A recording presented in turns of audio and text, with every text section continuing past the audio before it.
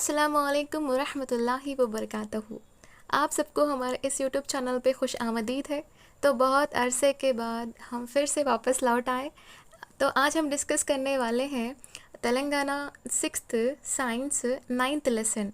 तो इससे पहले 1 to 8 लेसन तक एक मैराथन कर चुके हैं और उसके साथ साथ थर्ड फोर्थ फिफ्थ का मैराथन भी हमारे यूट्यूब चैनल पे है, जो वहाँ पे जाके देख लें। डिस्क्रिप्शन में हम लिंक रखेंगे। तो आज हम डिस्कस करने वाले हैं पौधों के हिस्से और अफ़ाल के बारे में। तो आपने अपने घरों के अंदर बहुत सारे पौधों को देखा होगा और मुशाहिदा किया होगा। तो यहाँ पे हम फोकस करेंगे पौधों के हिस्से और अफ़ाल के बारे में। देखो यहाँ पे थोड़े ऐसे इंपॉर्टेंट पॉइंट्स रहते हैं जिसके ऊपर सारा लेसन मौजूद रहता। तो इसके अंदर अब सिर्फ हम पौधों के हिस्से और अफ़ाल के बारे में डिस्कस करेंगे। तो पहला क्या है यहाँ पे, पौधों के हिस्से। तो पौधे के कौन से हिस्से होते हैं, तो यहाँ पे आप देखे हैं फूल है, पत्ता, फल, तना, जड़। तो ये सब क्या है, पौधे के हिस्से होते हैं। तो पौधों के हिस्से के बारे में हम थोड़ा बहुत तो भी पढ़ लेंगे कौन कौन से यहाँ पे हिस्से होते हैं बोल के, और थोड़ा हम डिटेल से पढ़ेंगे। तो यहाँ पे भी एक कुछ पॉइंट है। किसी पौधे में दंदाना ज़मीन से वही फासला पर रहता है जबकि पौधा बढ़ता है बोल के। तो उसके बाद देखिए यहाँ पे पौधों की शक्ल और जसामत में फ़र्क होने के बावजूद आम तौर पर तमाम पौधों में जड़ें, तने और पत्ते होते हैं। क्या आपने कभी पौधे के जड़ों, तने और पत्तों की अहमियत पर गौर किया है? आपसे ही क्वेश्चन पूछा जा रहा है। तो जड़ें कितने किस्म की होती हैं? तो हम एक एक करके पौधे के हिस्सों के बारे में डिस्कस कर रहे थे, एक एक का नाम लेके। तो हम एक एक नाम लेके हम डिस्कस करेंगे। तो जड़ें, तो इनकी जड़ों का मुशाहिदा आप करें हैं क्या, बल्कि यहाँ पे कुछ पूछा गया है। तो देखिए यहाँ पे इस किस्म के जड़ें होते हैं। तो हम इसके क्या क्या नाम होते हम नीचे देखेंगे इसके बारे में। तो देखिए यहाँ पे बांस पौधों में असल जड़ दबीस होती हैं और इस पर बारीक छोटी बगली जड़ें होती हैं। दबीस जड़ को असल जड़ कहते हैं और बारीक जड़ों को बगली जड़ें कहते हैं। तो मिसाल के तौर पर देखिए अब यहाँ पे ऐसा है मोटा, जो देखो एक मोटा बीच का रहता है ऐसा मोटे सा, इसको हम दबीज़ ये जो है इसको हम असल जड़ बोलते हैं। तो यहाँ पे एक छोटे छोटे छोटे जो जड़ें होते हैं इसको हम बगली जड़ें कहते हैं, यानी कि लैटरल रूट कहा जाता है। तो बांस पौधों में छोटी बाल जैसी बारीक जड़ें तने के फायदे से निकलती हैं। इस किस्म की जड़ों के निज़ाम को रेशेदार जड़ें कहते हैं। तो देखिए, तो इस तरह से एक पौधा है था, मतलब ज़मीन का। तो यहाँ पे देख सकते हैं आप, देखो यहाँ से ऐसे छोटे छोटे जड़ें निकलते। तो इस तरह का जो सिस्टम है इसको हम फाइब्रस जड़ें कहते हैं, जो छोटी और बाल जैसी बारीक जड़ें तने के फ़ायदे से क्या करते हैं, निकलते। तो तना यही होता है ना, देखो तना इसका फ़ायदा है, इसके नीचे है। वैसा हम असल जड़ और इसके साथ साथ रेशेदार जड़ों के बारे में हम लोग पढ़े हैं यहाँ पे। तो यहाँ पे दो तरह के जड़ों का डिस्कस किए हैं, असल जड़ और रेशेदार जड़ के बारे में। असल जड़ का मतलब यहाँ पे बीच में एक मोटा सा हिस्सा होता है और बाजुक बगली जड़ें होती हैं। रेशेदार जड़ें यानी कि आपको यहाँ पे देख सकते हैं, देखो इस तरह से होते हैं, जो रेशे रेशे होते हैं।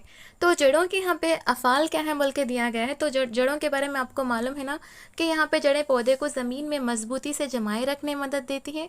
उसी वजह से हम पौधे को बआसानी उसको निकाल नहीं सकते। तो क्या आप जानते हैं कि जड़ें ज़मीन के अंदर गहराई तक क्यों चली जाती हैं? तो यहाँ पे हम देखेंगे क्यों जाते, क्योंकि जहाँ पर पानी मौजूद होता है वहाँ तक जड़ें जाती हैं और पानी को जज्ब करती हैं। तो पानी को जज्ब करना किसका काम होता है? जड़ों का काम होता है। तो यहाँ पे एक एक्सपेरिमेंट दिया गया है जिसके ज़रिए से समझाया जा रहा है कि जड़ें इसलिए अंदर जाती हैं जहाँ पे पानी मौजूद हो, उस पानी को हासिल करने के लिए। तो अगर वो पानी कैसा भी हो, अपना रंग कैसा ज़ाहिर करते, देखो यहाँ पे पत्तों के शक्ल में ज़ाहिर होता है कि अंदर का पानी किस तरह का होता बोल के। तो यहाँ पे देख सकते हैं खाम सेब का 84% और खाम कंकड़ी का 96% हिस्सा पानी होता है। तो ज़्यादातर पानी का कंटेंट जो फ्रूट के अंदर सेब में होता है और कंकड़ी में होता है। तो यहाँ पे एक्सपेरिमेंट किया गया है, इसके बारे में आपको यहाँ पे डिस्कस करने की उतनी ज़रूरत नहीं है। आपको समझ में आ जाना चाहिए कि जड़ किस काम के लिए, मतलब जड़ का काम क्या होता है। तो हम नतीजा अक्स कर सकते हैं कि जड़ें ज़मीन से पानी को जज्ब करने में मदद देती हैं। ज़मीन में मौजूद मादनियात को भी पानी के साथ जज्ब किया जाता है।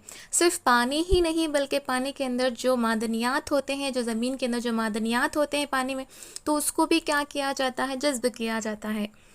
तो क्या आप जानते हैं, बल्कि यहाँ पे दिया गया है। तो ये इम्पॉर्टेंट होता है बॉक्स के अंदर, जो ज़्यादातर आपको एग्ज़ाम में पूछने के चांसेस हैं। बाज़ पौधे अपने जड़ों और तनों में ग़िज़ा को ज़ख़ीरा करते हैं। तो पौधे क्या करते? जड़ों और तनों के अंदर अपनी ग़िज़ा को ज़ख़ीरा करते। बाज़ पौधे जैसे मूली, गाजर, चुकंदर ग़िज़ाई मादों को जड़ों में ज़ख़ीरा करते हैं। तो बोलिए कौन कौन से हैं? मूली, गाजर और चुकंदर क्या है? जड़ों में अपनी ग़िज़ा को क्या करते? ज़ख़ीरा करते। अशिया के ज़ख़ीरा करने की वजह से ये जड़ें फूल जाती हैं। अब जब आप एक जगह पे कुछ चीज़ें रखती हैं तो वहाँ का प्लेस क्या हो जाता? ज़्यादा हो जाता, तो बड़ा होने लगता। तो उसी तरह से पौधे के अंदर भी जहाँ ज़ख़ीरा किया जाए ग़िज़ा, तो उसकी प्लेस से और ज़्यादा हो जाता, तो वो फूल जाता है, ओके, मोटा हो जाता।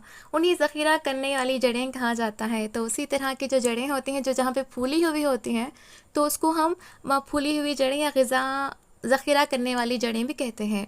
क्या आप कुछ और मिसालें दे सकते हैं? गाजर और रतालू को भी हम खाया जा सकता है, या मतलब ये कच्चा खा सकते बोल के यहाँ पे दिया गया है। तो यहाँ पे दो आपको क्वेश्चंस आने के चांसेस हैं। एक वो है मूली, गाजर, चुकंदर जो है, हम लोग इसके जो ग़िज़ा हमारे जो पौधे हैं वो जड़ों में ज़ख़ीरा करते। और दूसरा क्या है? गाजर और रतालू को हम कच्चा भी खा सकते हैं। ये तो नॉर्मली हम लोग यूज़ करते हैं, फिर भी आप याद रखिए। तो ये इम्पॉर्टेंट होता है आपका, मतलब जड़ों में ज़ख़ीरा करने वाले कौन कौन से हैं, मिसाल दीजिए बोल के दे सकता है। उसके बाद देखिए, अब हम कहाँ तक पढ़े, मतलब जड़ों के बारे में पढ़े, जड़ों के अक़साम के बारे में पढ़े, असल जड़ पढ़े, रेशेदार जड़ पढ़े और उसका अफ़ाल पढ़े। पत्ते के हिस्से के बारे में अगर हम पढ़ते हैं तो पत्ते पौधे का दूसरा अहम हिस्सा होता है। तो पत्ता क्या होता है? पौधे का दूसरा अहम हिस्सा होता है। तो इसके अंदर देखें, ये जो बीच में जो रग है तो उसको हम क्या कहते हैं? मियान रग कहते हैं। याद रखिए, जो बीच में का जो रग है इसको हम मियान रग कहते हैं। और ये जो है ना ऐसा जो फूला हुआ है जो हिस्सा, उसको हम वर्क़ा कहते हैं। और यहाँ पे देख सकते हैं आप, इसको नहीं बोलते ये, तो वर्क़ा ये सारा जो है ऐसा ऐसा ऐसा है ना, ये पूरा को वर्क़ा होता है आपका। रगें जो है, ये जो बारीक बारीक बारीक रगें हैं ना, उसको हम रगें कहते हैं। ये डंडी होती है और ये पत्ते का क़ायदा होता है, जो नीचे का हिस्सा होता है, ओके। तो पत्ते के जो चपटे हिस्से में छोटी लगी जैसी साख्त आपको क्या कहेंगे, यानी कि इसको हम क्या नाम देते बल्कि आपको कहा जा रहा है? पत्ते का क़ायदा डंडल जैसी साख्त यानी डंडी और वर्क़े पर मुश्तमिल रहता है। यानी कि पत्ते का जो क़ायदा रहता है, यहाँ पे देखो ये क़ायदा, ये किस पे मुश्तमिल होता है बोल के दिया गया है यहाँ पे? डंडल यानी कि जो डंडी और वर्क़े पर मुश्तमिल होता है। क्या तमाम पत्ते एक जैसे होते हैं? नहीं होते। एक जैसे कैसा होते बोलो? मादागिन के 3 हिस्से होते हैं, कलगी, नए और बेज़दान। ऐसा डायरेक्ट आपको क्वेश्चन पूछ सकता है। तो मादागिन के 3 हिस्से होते हैं, पहला कलगी, दूसरा नए, तीसरा बेज़दान।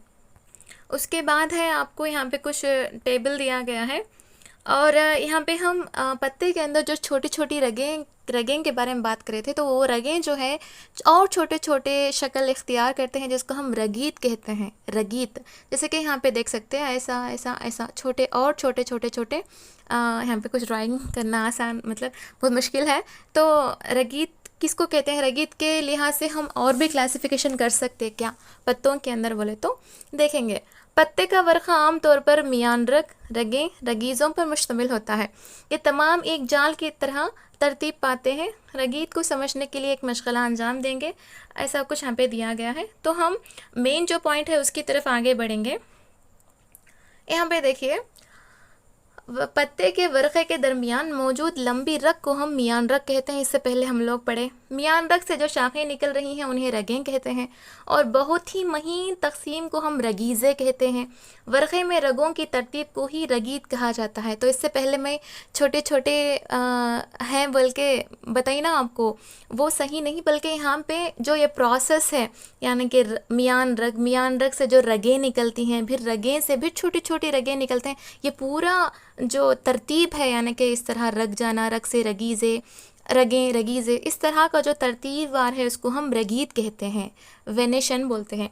वर्क़े में रगीत पत्ते के लिए बतौर ढांचे का काम करती है। तो आपको क्वेश्चन ऐसा पूछ सकता कि वर्क़े में कौन सा है जो पत्ते के लिए बतौर ढांचे का काम करती है बोले तो रगीत है, और पत्ते को शक्ल और सहारा देती है। इसके बारे में ये दिया गया है, मतलब 2 काम यहाँ पे इम्पोर्टेंट है, एक ढांचा देती है और पत्ते को शक्ल और सहारा देती है। कौन सा? रगीत है। रगीत के नमूने के लिहाज से देखो, यहाँ पे भी एक क्वेश्चन आ सकता है आपको मुतवाज़ी रगीत और जालदार रगीत है यहाँ पे। तो इसके बाद इसमें कुछ इन्फॉर्मेशन यहाँ पे दिया गया है। अगर आप पत्तों में मुतवाज़ी रगीत रखने वाले पौधे किस किस्म की जड़ें होते हैं, बोले तो यहाँ पे डिटेल से आपको दिया गया है। जिस पौधे में असल जड़ का निज़ाम होता है उसके पत्तों में जालदार रगीत होती है। याद रखिए, जहाँ असल जड़ होता है वहाँ जालदार रगीत होती हैं। जालदार मतलब ऐसा, देखे होंगे आप ऐसे पत्तों को। जिसमें रेशेदार जड़ों का निज़ाम होता है उसके पत्तों में मुतवाज़ी रगीत होती है। जिसमें रेशेदार होता उसमें मुतवाज़ी होती, जिसमें असल जड़ होता उसमें जालदार रगीत होती हैं। ओके, इम्पॉर्टेंट है, याद रखें। आपको ऐसे डायरेक्ट पूछता मुतवाज़ी रगीत रखने वाले कौन से जड़ का निज़ाम रखते हैं बोल के पूछता। मुतवाज़ी रगीत बोलते ही आपको एक ही याद आना है, वो है रेशेदार जड़। जालदार बोलते ही आपको असल याद आना है। असल, जाल, मुतवाज़ी, रेशेदार, ऐसे याद रखिए।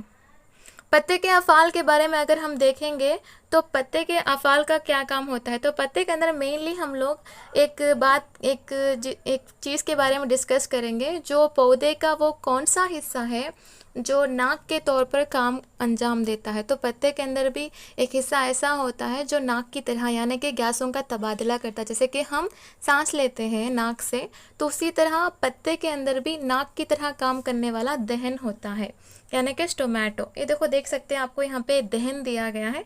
इसके ज़रिए से क्या होता है, गैसों का तबादला होता है। तो इसको हम खुर्दबीन की मदद से देख सकते हैं।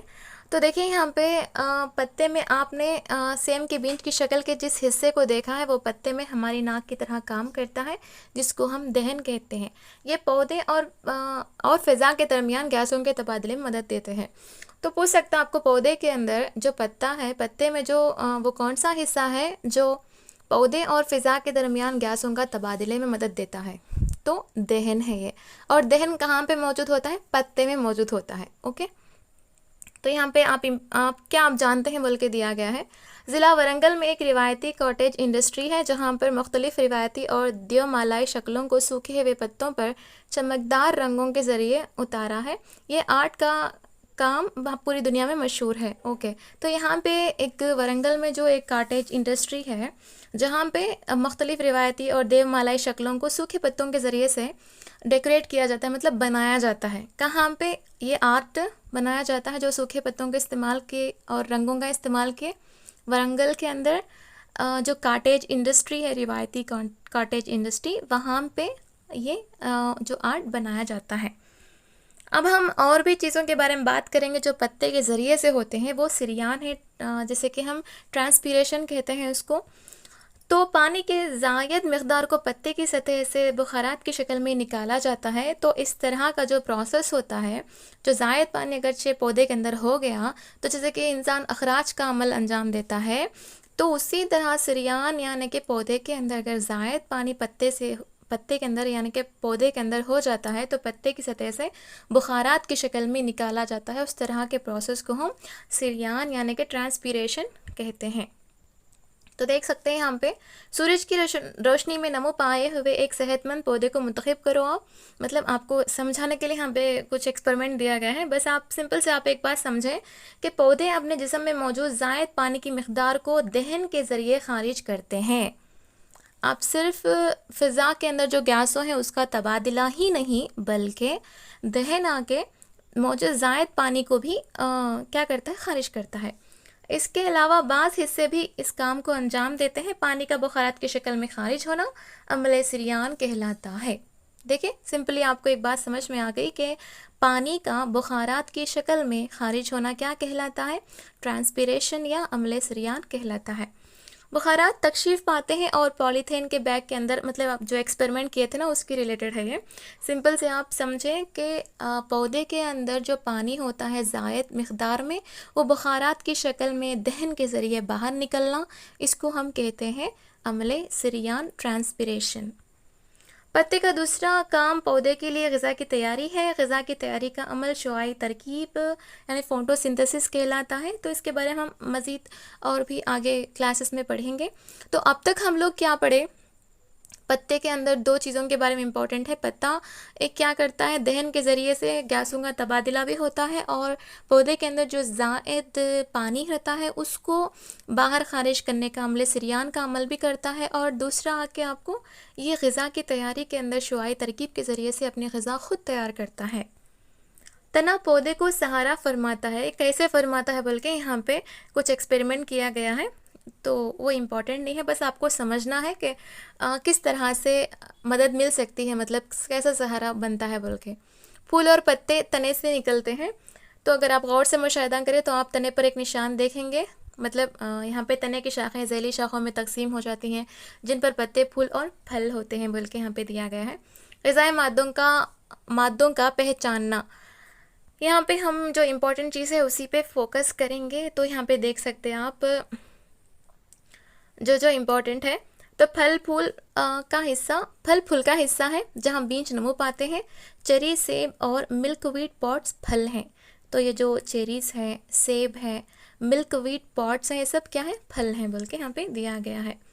तो क्या आप जानते हैं बोल के यहाँ पे कुछ इन्फॉर्मेशन दिया गया है जो बहुत ही इम्पोर्टेंट है अपने एग्ज़ाम्स के लिए।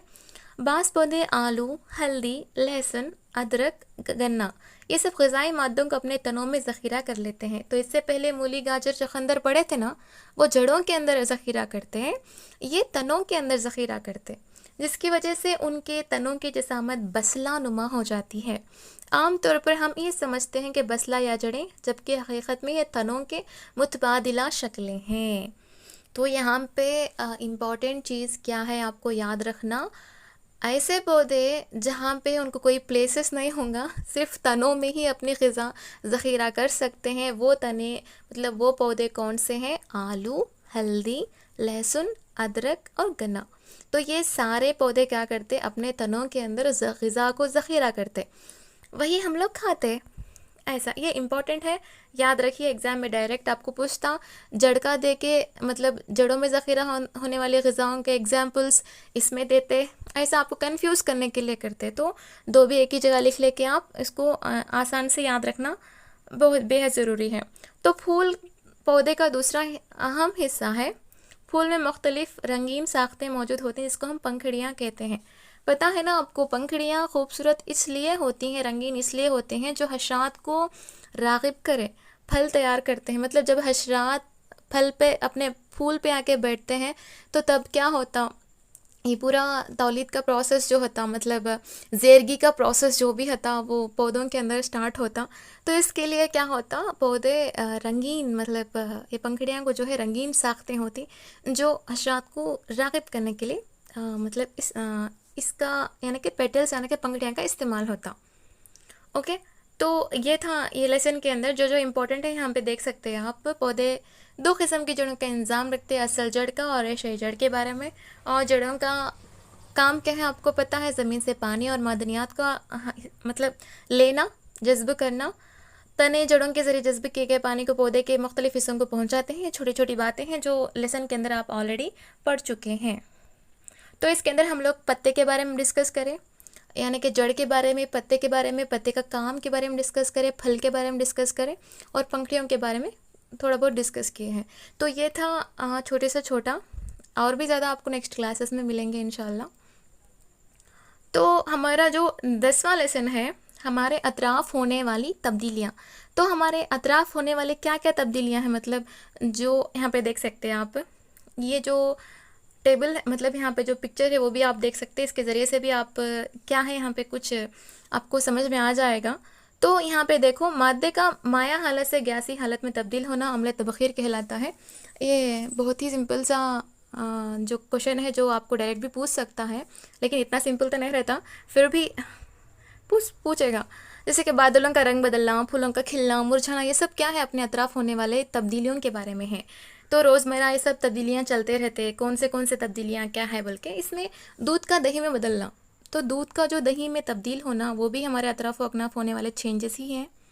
तो कैसा तब्दील होता है, तो देखो हम लोग को पता है कि दही बनाने के लिए हम नीम गर्म दूध वाले बर्तन में थोड़ा दही नमूना मिलाते हैं, तो आखिर में क्या हो जाता है वो, अगर आपको थोड़े घंटों के बाद, चंद घंटों के बाद दूध दही में तब्दील हो जाता है।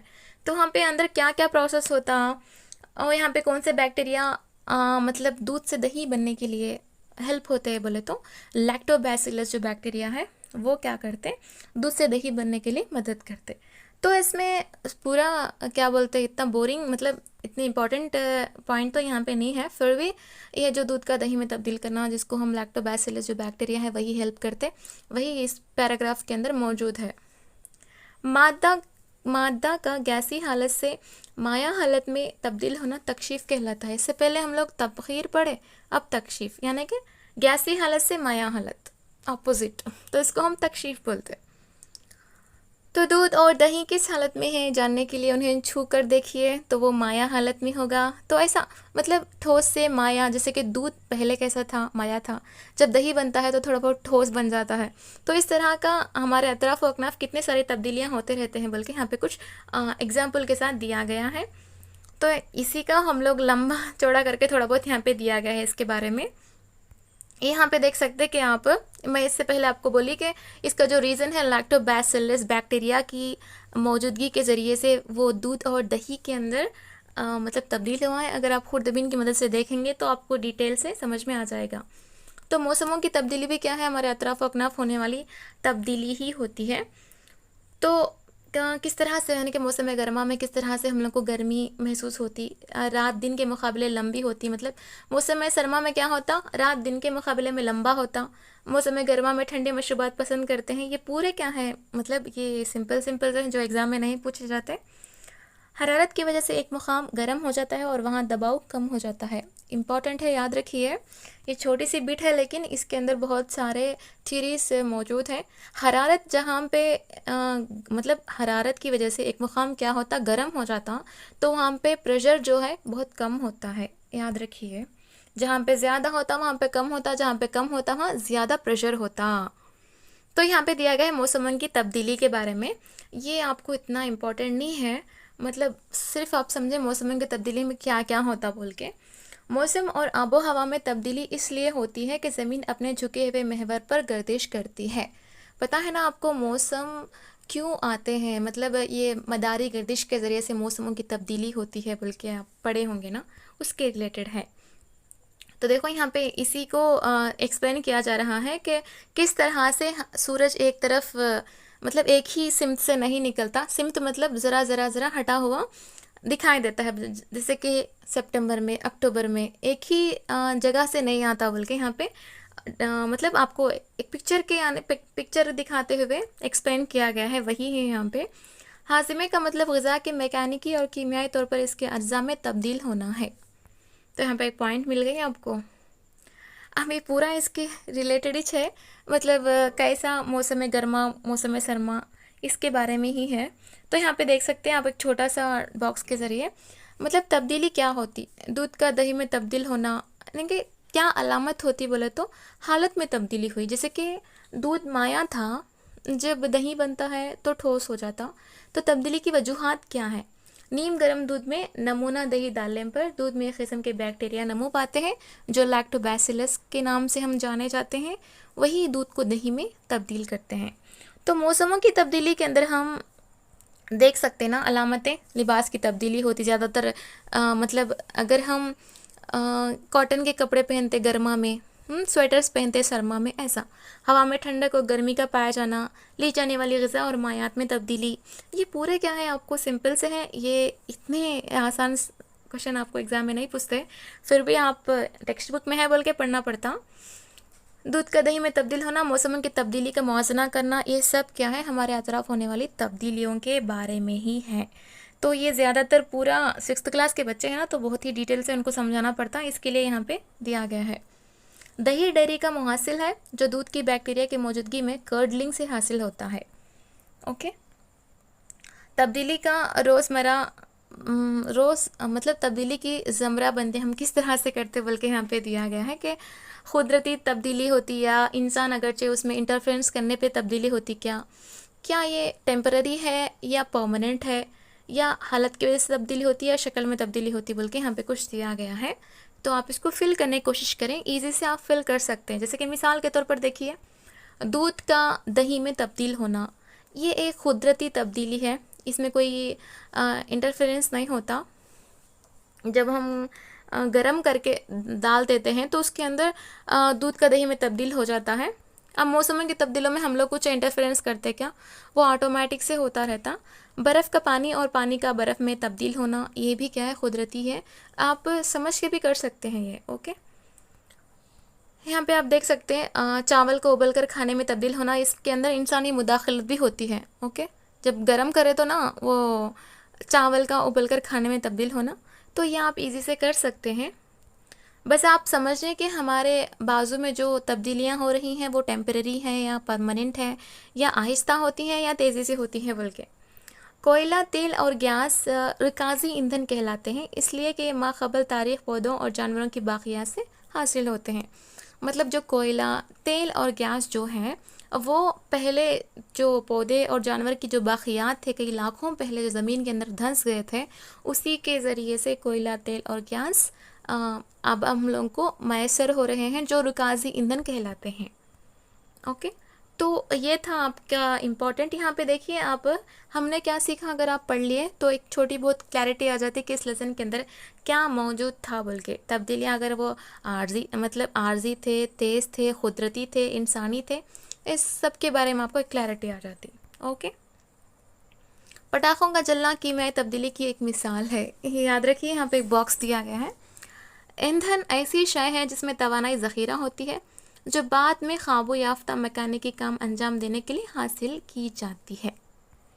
ओके, तो ये लेसन हो गया आपका। पटाखों में धमाका होना कीमियाई तवानाई की मिसाल है, तो किसके अंदर केमिकल्स होते हैं, उसको हम कीमियाई तवानाई के अंदर कन्वर्ट होता ना, वो अगर हम उसका इस्तेमाल करते हैं, जलाते हैं। ओके, उसके बाद आप देखेंगे यहाँ पे और एक इम्पॉर्टेंट, मतलब यहाँ पे देखो किस तरह से मौसम की तब्दीली होती, बल्कि यहाँ पे कुछ दिया गया है। जब मादा एक हालत से दूसरी हालत में तब्दील होता है तो एक तबाई तग़यीर अमल में आता है। ओके, ये कीमियाई तग़य्युर, तबाई तग़य्युर, इसके बारे में हम लोग भी डिस्कस करेंगे। 11th चैप्टर है हमारा पानी हमारी ज़िंदगी। तो हम यहाँ पे पानी के इम्पोर्टेंस को जानेंगे। तो पानी हम इसका इस्तेमाल किस तरह से करते हैं वो आपको पता ही है। 1 बिलियन से ज़्यादा अफराद रोज़ाना 6 लीटर से कम पानी इस्तेमाल करते हैं। 1 बिलियन से भी ज़्यादा अफराद रोज़ाना 6 लीटर से भी पानी कम इस्तेमाल करते हैं। इतना कम पानी है, इसके लिए हम भी ज़्यादा ख़र्च नहीं करना, मतलब ज़्यादा ज़ाया नहीं करना है, कीमती समझना है।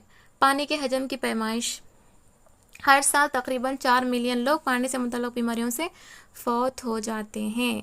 यानी कि पानी से होने वाली जो बीमारियां होती हैं, जिसके अंदर पोल्यूशन मिला हुआ है, जिसके अंदर आलूदगी मिली हुई है, उसके ज़रिए से होने वाले फौत कितने हैं, कहते हैं 4 मिलियन लोग। तो यहाँ पे पानी के बारे में यहाँ पे कुछ दिया गया है। तो हमें एक छोटा सा क्या आप जानते हैं बोल के दिया गया है, ये इंपॉर्टेंट है। देखिए, पानी और दीगर मायात के हजम की पैमाइश लीटर्स मिलीलीटर्स में की जाती है। शहरों और चंद गाँव में मौजूद पानी की टैंकियों में कई गैलन पानी को ज़ख़ीरा करने की सलाहियत पाई जाती है। मतलब टैंकियों में गैलन जो है वो पैमाइश के लिए इस्तेमाल किया जाता है। मतलब गैलन पानी को ज़ख़ीरा, बहुत सारे गैलन, जिससे उतना पानी को आप ज़ख़ीरा कर सकते हैं। मायात के हजम की पैमाइश के लिए गैलन को भी इकाई के तौर पर इस्तेमाल किया जाता है। तो समझे आप, मतलब रिजर्वायर्स में पानी की सतह की पैमाइश फीट में की जाती है। किसमें? फीट में करते। सैलाब के दौरान डैम और प्रोजेक्ट के ज़रिए खारिज किए जाने वाले पानी की पैमाइश क्यूसेक्स मुकब सेंटीमीटर फी सेकंड की जाती है। तो याद रखें, रिजर्वायर्स के अंदर हम पानी की सतह की पैमाइश फीट के अंदर करते हैं। वही सैलाब के दौरान जो डैम और प्रोजेक्ट के ज़रिए जो पानी को खारिज किया जाता है, उसको हम क्यूसेक्स मुकब सेंटीमीटर फी सेकंड जो पैमाना है, पैमाइश, उससे की जाती है। ओके, तो ये इम्पॉर्टेंट है अब तक जो हम लोग पढ़े इसके अंदर, पानी के अंदर। और यहाँ पे हम लोग डिस्कस करेंगे। तो पानी के बास होने वाले 43% अमवात का सबब इसहाल है। इसहाल के ज़रिए से ही 43% लोगों की मौत हो रही है बोल के यहाँ पे दिया गया है। तो हम यहाँ पे देखें, पानी हमें कहाँ से हासिल होता है। तो पता है आपको पानी हम लोग को कहाँ से हासिल होता। यहाँ पे देखिए, नदियों, झीलों, तालाबों के ज़राए से हम लोग को पानी हासिल होता है। और फलों, सब्जियों में भी हम लोग को पानी मिलता, तरबूजा, कंकड़ी में भी पानी मिलता। और वज़न के एतबार से हमारे जिस्म में 70% क्या होना है, पानी होना है। उसके बाद कुर्रे अर्ज़ पर पानी, इसके बारे में दिया गया है। पानी से मुताल्लिक़ 98% अमवात तरक्की पजीर ममालिक में होती हैं। मतलब तरक्की पजीर ममालिक के अंदर 98% ज़्यादातर जो अमवात होती हैं वो पानी से मुताल्लिक़, यानी कि कुछ ना कुछ एक बीमारी, पानी की बीमारी से, कि इससे पहले इस हाल के बारे में पढ़े। और बहुत सारे ऐसे बीमारियां हैं जो जिसके ज़रिए से मतलब मुल्क का ग्रोथ नहीं होता, 98%। तो कुएं की खुदाई किस तरह किए जाते हैं, महफूज पानी कैसा महफूज कर सकते, देखते आप। देखो, ज़ख़ीरा आब है, तख्तीर करते, एरेशन, क्लोरिनेशन, बालाई टैंकी और नल, ये इंपॉर्टेंट है। देखें, पहले एक जगह पे पानी लाते और उसकी तख्तीर करते, एरिएशन यानी कि हवा भेजते इसके अंदर, क्लोरिनेशन क्लोरीन को ऐड करते, फिर एक टैंकी के अंदर रखते और नल के ज़रिए से सारे लोगों को तक फराहम करते। तो इस तरह का जो प्रोसेस है इसको आप याद रखना है। और कुएं की खुदाई किस तरह की जाती है, तो यहाँ पे देख सकते हैं, कृष्णा नदी ज़िला नलगोंडा से होकर गुज़रती है, लेकिन वहाँ पानी की शदीद किल्लत होती है। इसकी वजह से लोग फ्लोरोसिस का शिकार हो रहे हैं। कहाँ पे बोलो? कृष्णा नदी ज़िला नलगोंडा में, वहाँ पे फ्लोरोसिस का शिकार होते हैं। वहाँ के अंदर पानी के अंदर जो फ्लोरीन से आलूदा है वो पानी, तो जिसके पीने से फ्लोरोसिस नामी बीमारी लायक होती है। तो पानी के अंदर फ्लोरीन का ज़्यादा हो जाना, जिससे फ्लोरोसिस नामी बीमारी लायक होती है। ये इम्पॉर्टेंट है, याद रखिए। जिनको हम फ्लोरोसिस बीमारी मतलब उनको अटैक हो गई है, उनके पैर देख सकते हैं आप, बहुत ही कमज़ोर हो गए रहते, हाथ पैर देखे होंगे आप। और अब उनके दांतों पे एक किस्म का येलो कलर का धब्बा भी नज़र आता होगा, जिससे हम लोग कह सकते हैं कि फ्लोरोसिस बीमारी इनको अटैक हुई है। गैर महफूज पानी 5 साल से कम उम्र बच्चों के लिए एक बड़ा महलक होता है। तमाम इसहाली अमवात में 90% अमवात इस उम्र में ही होती हैं। तो पानी के ज़रिए देखो कितना सारा मतलब कितने सारे अमवात होते हैं। खुश्क साली, पानी की किल्लत, अब इसके बारे में हम लोग अलग से पढ़ने की ज़रूरत नहीं है। हम खुश्क साली किसको कहते हैं, क्या हम लोगों को अल्हम्दुलिल्लाह पता है। तो खुश्क साली किसको कहते हैं, मतलब एक साल में कम से कम जो बारिश होनी थी वो नहीं होती, इसके ज़रिए से सारा ज़मीन क्या हो जाता, खुश्क हो जाता। जहाँ पे ज़राअत करते वो ज़राअत का मैदान तक खुश हो जाता। मतलब एक साल के अंदर जितना बारिश पड़ना है उतना ना पड़ने पर, मतलब मखसूस तौर पे इतने सालों में बिल्कुल भी ना पड़ना, यानी कि मिनिमम से मिनिमम भी बारिश अगर ना पड़ी तो ना हुई, तो ये खुश्क साली या पानी की किल्लत के तौर पे हम लोग कह सकते हैं। तो हमारी रियासत में महबूब नगर खुश्क साली से मुतासिर इलाका समझा जाता है, बल्कि यहाँ पे महबूब नगर के बारे में दिया गया है। तो इसमें नहाने, पकवान और इस्तेमाल के लिए रोज़ाना फ़ीकस तकरीबन 50 लीटर पानी इस्तेमाल किया जाना चाहिए। तो यहाँ पे इसके रिलेटेड कुछ एक नोट दिया गया है। तो यहाँ पे देखो, अगर पानी की कमी हो गई तो बिल्कुल भी पानी नहीं मिलता। तो यहाँ पे एक इम्पॉर्टेंट है जिसको हम याद रखना है। देखो, जानलेवा जिसको हम कवर, यानी कि जो पॉलीथीन कवर जो है, जैसे कि प्लास्टिक थैलियाँ जो है वो डिस्पोजेबल प्लेट्स और ग्लास इस्तेमाल करते हैं, जो ज़मीन के अंदर वो घुलते नहीं हैं, यानी मिलते नहीं हैं। बाज़ार में कई किस्म के ग़िज़ाई अशिया भी प्लास्टिक और पैकेट्स पाउचेस में दस्तयाब होती हैं। मिट्टी में इस तरह की अशिया तहलील नहीं होते। ये शदीद बारिश के दौरान नहरों और गंदे पानी की मोरियों में रुकावट का सबब बनती हैं। तो शहरी इलाक़ों में सैलाब वाक़या होते हैं जो इंसानी ज़िंदगी को मुतासिर करते हैं, बल्कि यहाँ पे दिया गया है 1 किलोग्राम चावल की पैदावार के लिए 5000 लीटर पानी इस्तेमाल किया जाता है। तो 1 किलोग्राम चावल अगर पैदावार करना है तो 5000 लीटर पानी का इस्तेमाल होना, यानी कि चावल की पैदावार के लिए ज़्यादातर पानी का इस्तेमाल किया जाता है। तो हमारा 12th लेसन है सादा बरक़ी बार, यानी कि पूरे करंट के बारे में है यहाँ पे। तो बरक़ी बार के अंदर जो बरक़ी सेल है उसकी क्या अहमियत है, उसके बारे में क्या है, देखिए यहाँ पे सेल यानी कि बरक़ी खाना एक धाती इस्तेवानी खौल पर मुश्तमिल होता है। ये पूरा धात से बना हुआ पूरा खौल, जिसमें चंद वज़नी कीमियाई अशिया भरी हुई होती हैं। इन अशिया के दरमियान एक कार्बन की सलाख़ पाई जाती है। तो इसके अंदर इन अशिया के दरमियान क्या होता है, कार्बन की एक सलाख़ ऐसी पाई जाती है। तो इसका एक सिरा किसी कदर बाहर निकला होता है। तो देखिए यहाँ पे तो एक धाती टोपी लगी होती है, सेम देखो ऐसा ही है। ये तमाम अशिया धाती इस्तेवानी खौल में बंद की जाती हैं। तो सेल के अंदर एक खौल होता है, धाती खौल, तो उसके अंदर से कार्बन की सलाख पाई जाती है और वो सलाख थोड़ी बाहर आई हुई होती है, तो एक धाती टोपी उस पर लगी हुई होती है। तो क्या आपको बरक़ी सेल में पॉजिटिव और नेगेटिव जो हैं वो दिखाई देते हैं, बल्कि आपको बोला है। तो देखिए यहाँ पे बरक़ी सेल के मुस्बित और मनफी खुतबों को ज़ाहिर करती है। तो बरक़ी सेल के जो मुस्बित और मनफी हैं वो खुतबों को ज़ाहिर करती है।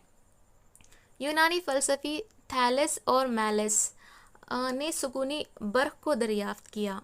ओके, तो यहाँ पे देख सकते हैं आप बल्ब के बारे में है, बल्ब के बारे में तो देख सकते हैं शीशे का खाना, फिलामेंट, ये सरा और धाती हिस्सा।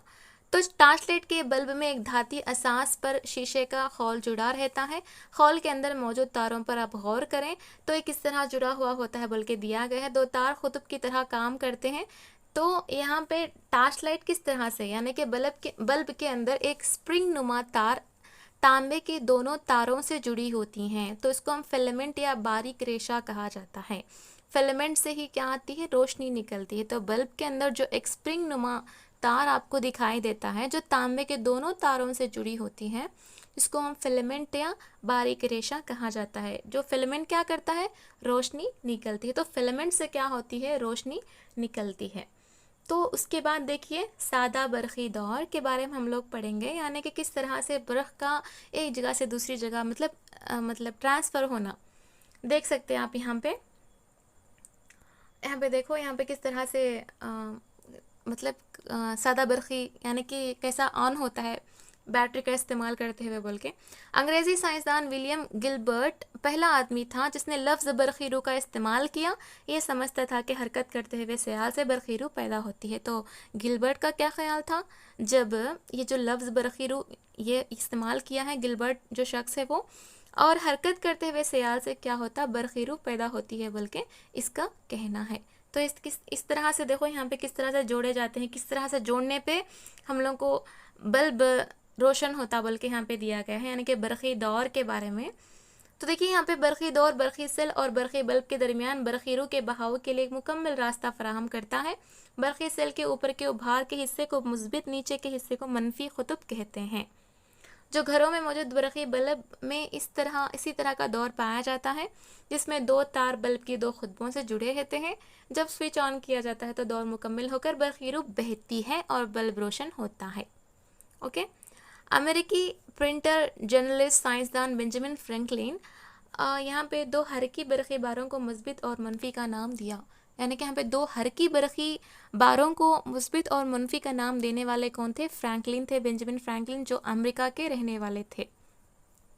तो यहाँ पे देख सकते हैं आप, जब बल्ब का फिलामेंट टूट जाए तो बरक़ीरू के गुजरने का रास्ता मुनक़ता हो जाएगा। तो इससे पहले हम लोग पढ़े फिलामेंट के ज़रिए ही रोशनी आती है, तो वही टूट गया तो रोशनी का बहाव कैसा होता, रोशनी का बहाव एक खुतब से दूसरे खुतब की जानिब नहीं हो पाएगा। तो बीच में ये जो फिलामेंट है वो एक तरफ से दूसरी तरफ जाने के लिए बरक़ी बहाव के लिए हेल्प करता, तो वही टूट गया तो फ़ायदा नहीं होता, मतलब उसका नया लेना पड़ता, इसीलिए बल्ब रोशन नहीं हुआ। इसको हम बल्ब का फ्यूज़ हो जाना कहते हैं। इस तरह का बल्ब हम लोग बोलते रोशनी नहीं आई, बल्ब का क्या हो गया, अब तो फ्यूज़ उड़ गया बोलते, तो बल्ब का फ्यूज़ हो जाना बोलते हैं इसको। मेन क्या है, फिलामेंट का टूट जाने पे मतलब लाइट ऑफ हो जाता, मतलब बल्ब यानी कि बरक़ीरू के गुजरने का रास्ता मुनक़ता हो जाता, रुकावट हो जाती। अब स्विच किसको बोलते पता है ना आपको। देखो टार्च लाइट को रोशन करने और बंद करने के लिए हम स्विच का इस्तेमाल करते हैं, बल्कि यहाँ पे दिया गया है। तो स्विच किस तरह से काम करता है ये भी आपको डिटेल से दिया गया है, आप यहाँ पे देख सकते हैं स्विच का कैसा इस्तेमाल होता है। ऑफ है तो रुक जाता, ऑन है तो बरक़ीरू बहती, ये सिंपल से हम लोग को पता ही है। स्विच एक सादा आला होता है जो बरक़ी दौर को मुकम्मल करता है, इसे मुनक़ता भी करता है, मुकम्मल भी करता, मुनक़ता भी करता। घरों में बल्ब और दीगर आलात में इस्तेमाल होने वाले स्विच उसी उसूल पर काम करते हैं। स्विच का काम ही क्या है, बहना यानी कि मुकम्मल करना या उसको मुनक़ता करना। किसी दौर में बर्क़ के बहाव को बरक़ीरू कहते हैं। बरक़ीरू किसको बोलते, एक दौर यानी कि एक वायर है समझो, उसके अंदर बर्क़ का बहना, अब स्विच ऑन करें बर्क़ बहता है तो उसको हम बरक़ीरू कहते हैं। ओके, किसी बरक़ीरू में बहने वाले बर्क़ को ही हम लोग करंट कहते हैं। एक वायर में अगर बरक़ीरू चल रही है तो उसी को ही हम करंट कहते हैं।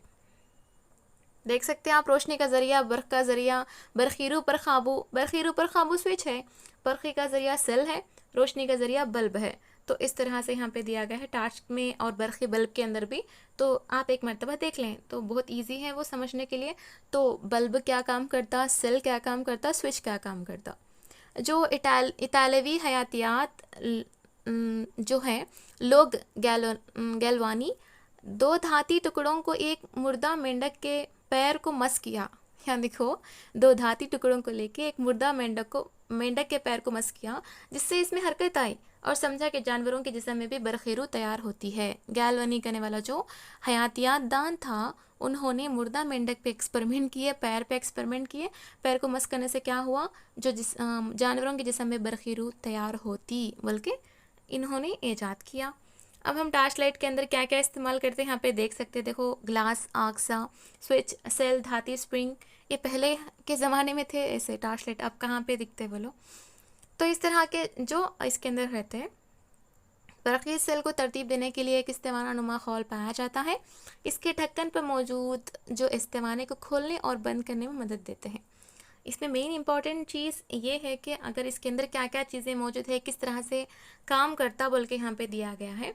तो बरक़ी मौसल और हाजिस, यानी कि एक जगह, यानी कि ऐसा शय जो करंट पास होता है तो उसको हम क्या कहते हैं, अगर नहीं होता है तो क्या कहते हैं, इसी के बारे में यहाँ पे दिया गया है। तो देखेंगे यहाँ हम लोग क्या डिस्कस करेंगे। यहाँ पे देखो, दानिश यानी कि तबियात दा हांस क्रिस्टन और स्टिड एक बरक़ी तार के करीब कंपास रखा और दरियाफ्त किया कि बरखीरू से मकनातीस बनाया जा सकता है। देखिए, बरक़ी तार के पास क्या करे, कहते कंपास रखे और उन्होंने ये दरियाफ्त किया बरखीरू से भी हम मकनातीस बना सकते हैं। कौन, सॉरी, डैनिश के रहने वाले जो तिबियात दान थे, हांस और क्रिस्टन और स्टिड।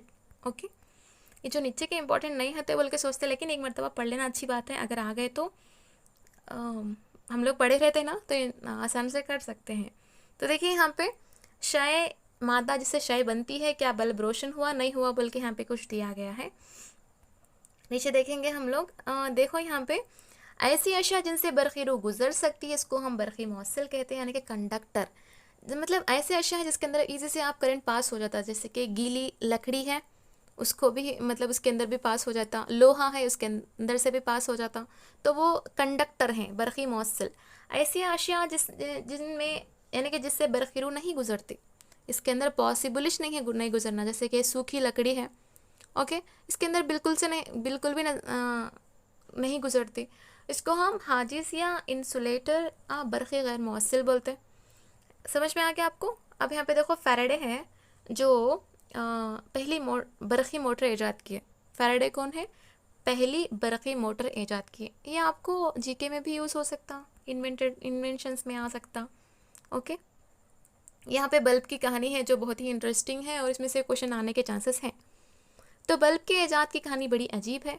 हम सिर्फ इतना ही जानते हैं कि बल्ब बस एक स्विच के ऑन और ऑफ करने पर रोशन और बंद होने वाला आला है।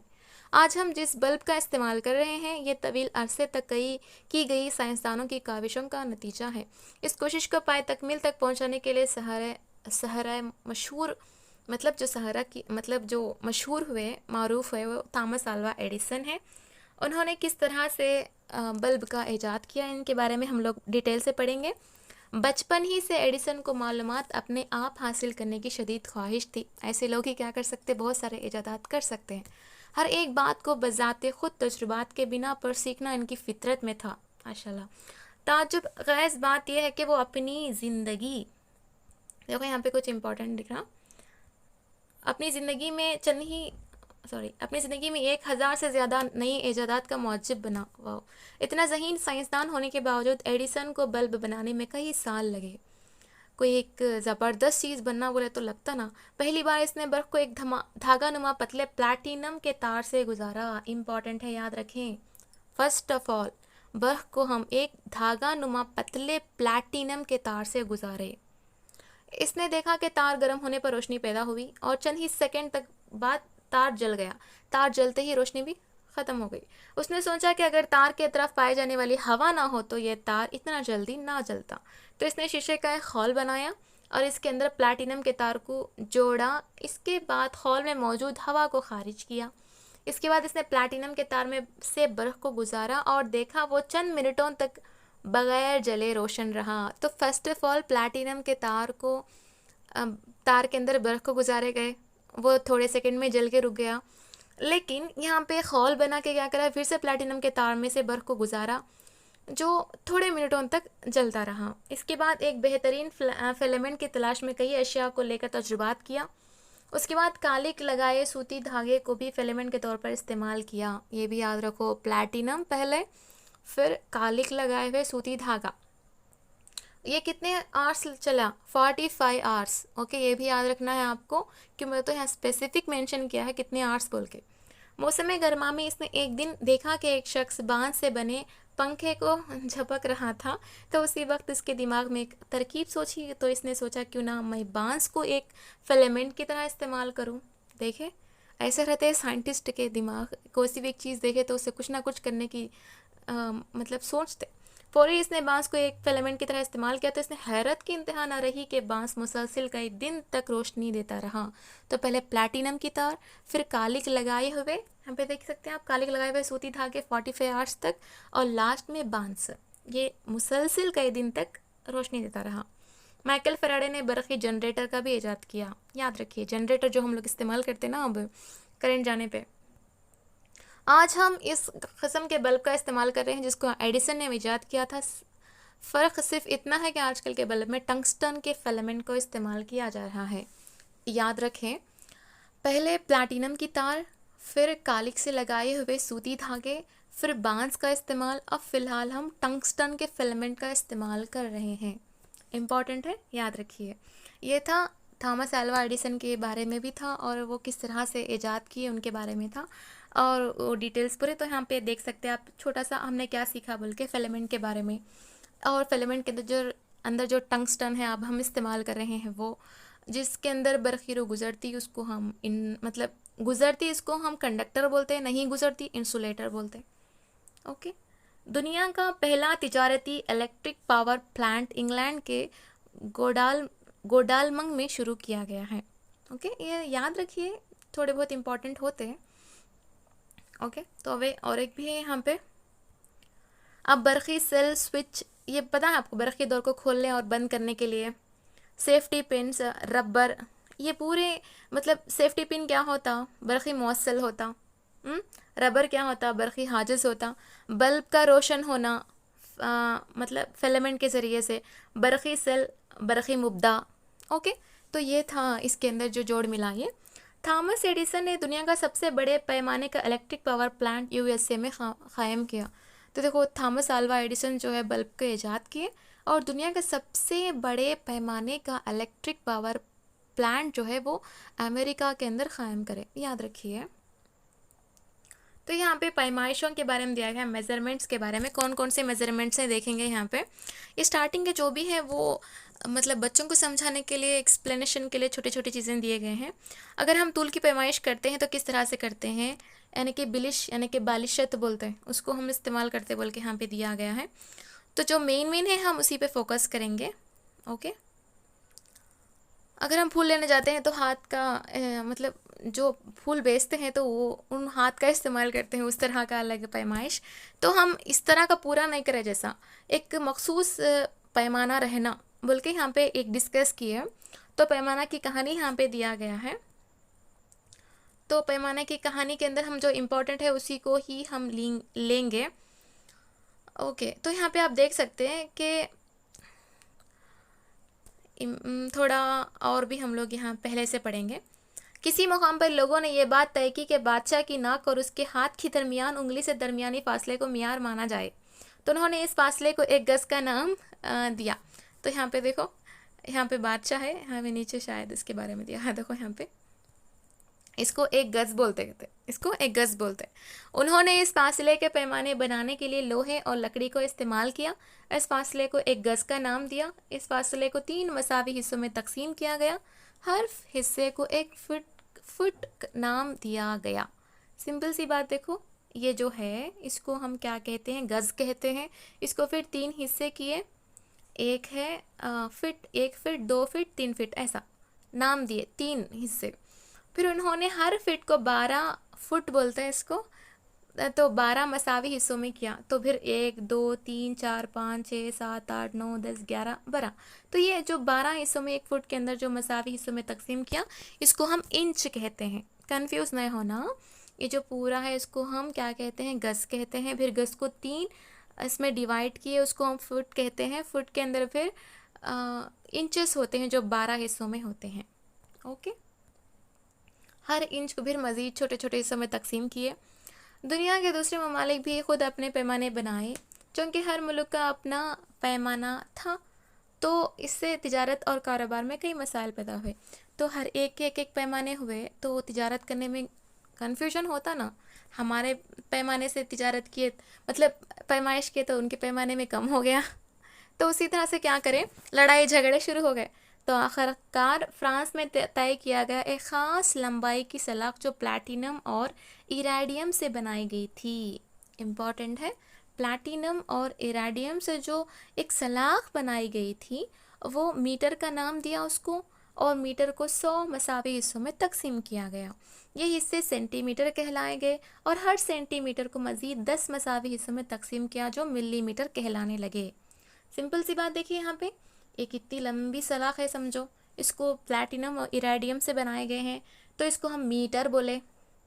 ओके, फिर ये मीटर को 100 हिस्सों में मसावी तकसीम करे, और एक हर हिस्से में फिर 10 मसावी हिस्से करे, तो इसको हम क्या कहते हैं, मिलीमीटर कहते हैं। ओके, तो आजकल हम इसी पैमाने को मियारी तूल का पैमाना मानते हैं, जो सारी दुनिया में राइज है। ओके, ये असल पैमाना जो है कहाँ पे मौजूद है, इसको हम जो स्केल है जो बनाया गया था, वो फ्रांस के म्यूज़ियम में महफूज है। ओके, तो इस कहानी से इस बात की वजाहत होती है कि तूल की पैमाइश के लिए एक मियारी आला होना ज़रूरी है। मीटर के पैमाने को बैनुल अक़वामी तौर पर तूल की पैमाइश के लिए कबूल किया गया। तो ये था मीटर तूल की मियारी इकाई है। मीटर क्या है, तूल की मियारी इकाई है। ओके, तो यहाँ पे भी दिया गया है 1 metre is equal to 100 centimetre, 1 centimetre is equal to 100 millimetre. तो हमारे पैमाइश यानी कि रोज़मर्रा ज़िंदगी में टेप, लपेटा हुआ मतलब रोल्ड टेप, इसका इस्तेमाल करते रहते हैं हम लोग।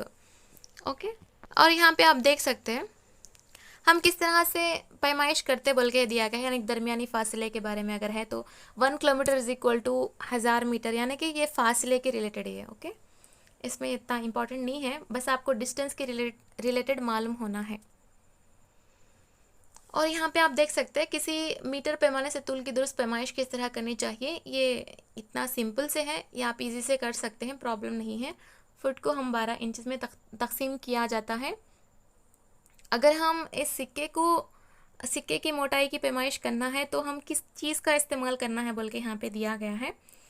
तो एक ख़त मुस्तकीम में वाक़या लंबाई मसलन कमरे का तूल, मेज़ का तूल वगैरह की पैमाइश एक स्केल के ज़रिए से एक ख़ास मौक़ों पर जहाँ लंबाइयाँ मुनहनी खतूत देखेंगे हम पे होती हैं, मसलन बाल्टी का इहाता, इसको हम किस तरह से पैमाइश करते बोल के दिया गया है। सिंपल सी बात है, सूती धागे के ज़रिए से हम लोग उसकी पैमाइश करते।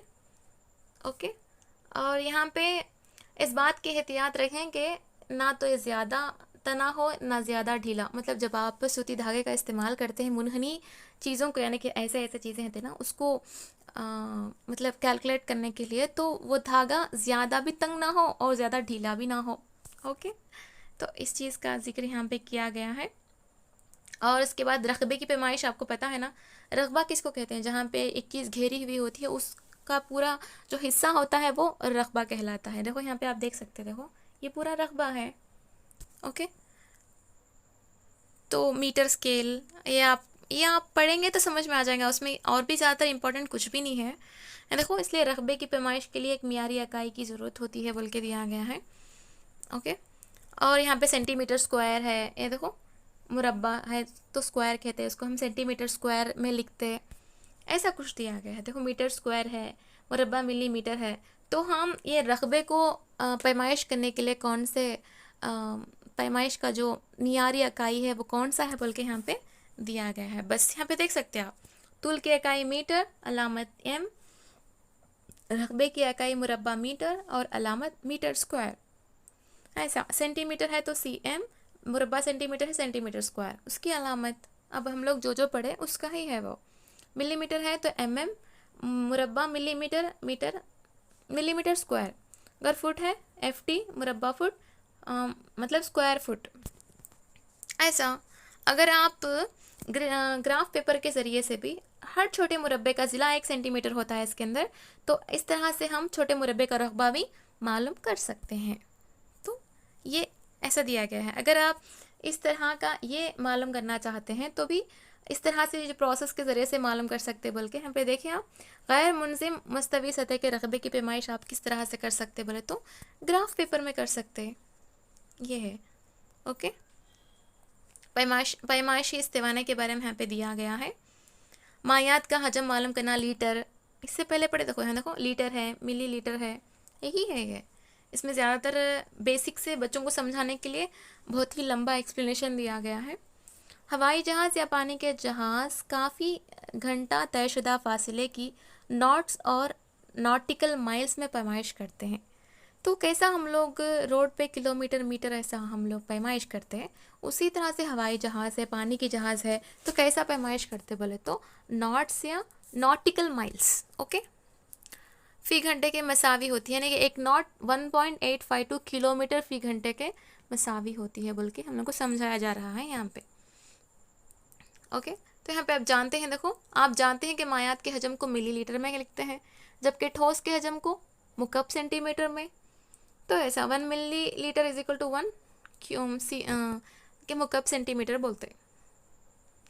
ये ऐसा है। तो 1 mile is equal to 1.61 kilometre के मसावी होता है, जो हम लोग को मैथ्स में भी यूज़ होता है। बस आप इसको जीके में भी याद रख सकते हैं। ओके, तो आप क्या जानते हैं, मतलब हमने क्या सीखा, ये सब आप इजी से, मतलब पूरा इसका निचोड़ एक ही जगह पे आ जाता। सिंपल सी बात है, यहाँ पे पैमाइशों के बारे में है। तो मायात में कौन सी पैमाइश, जैसे कि लीटर है, मिलीलीटर है, जैसे कि फासले में है, किलोमीटर है, मीटर है, ऐसा इसके बारे में तफसील से नहीं बल्कि बस बेसिक से यहाँ पे दिया गया है।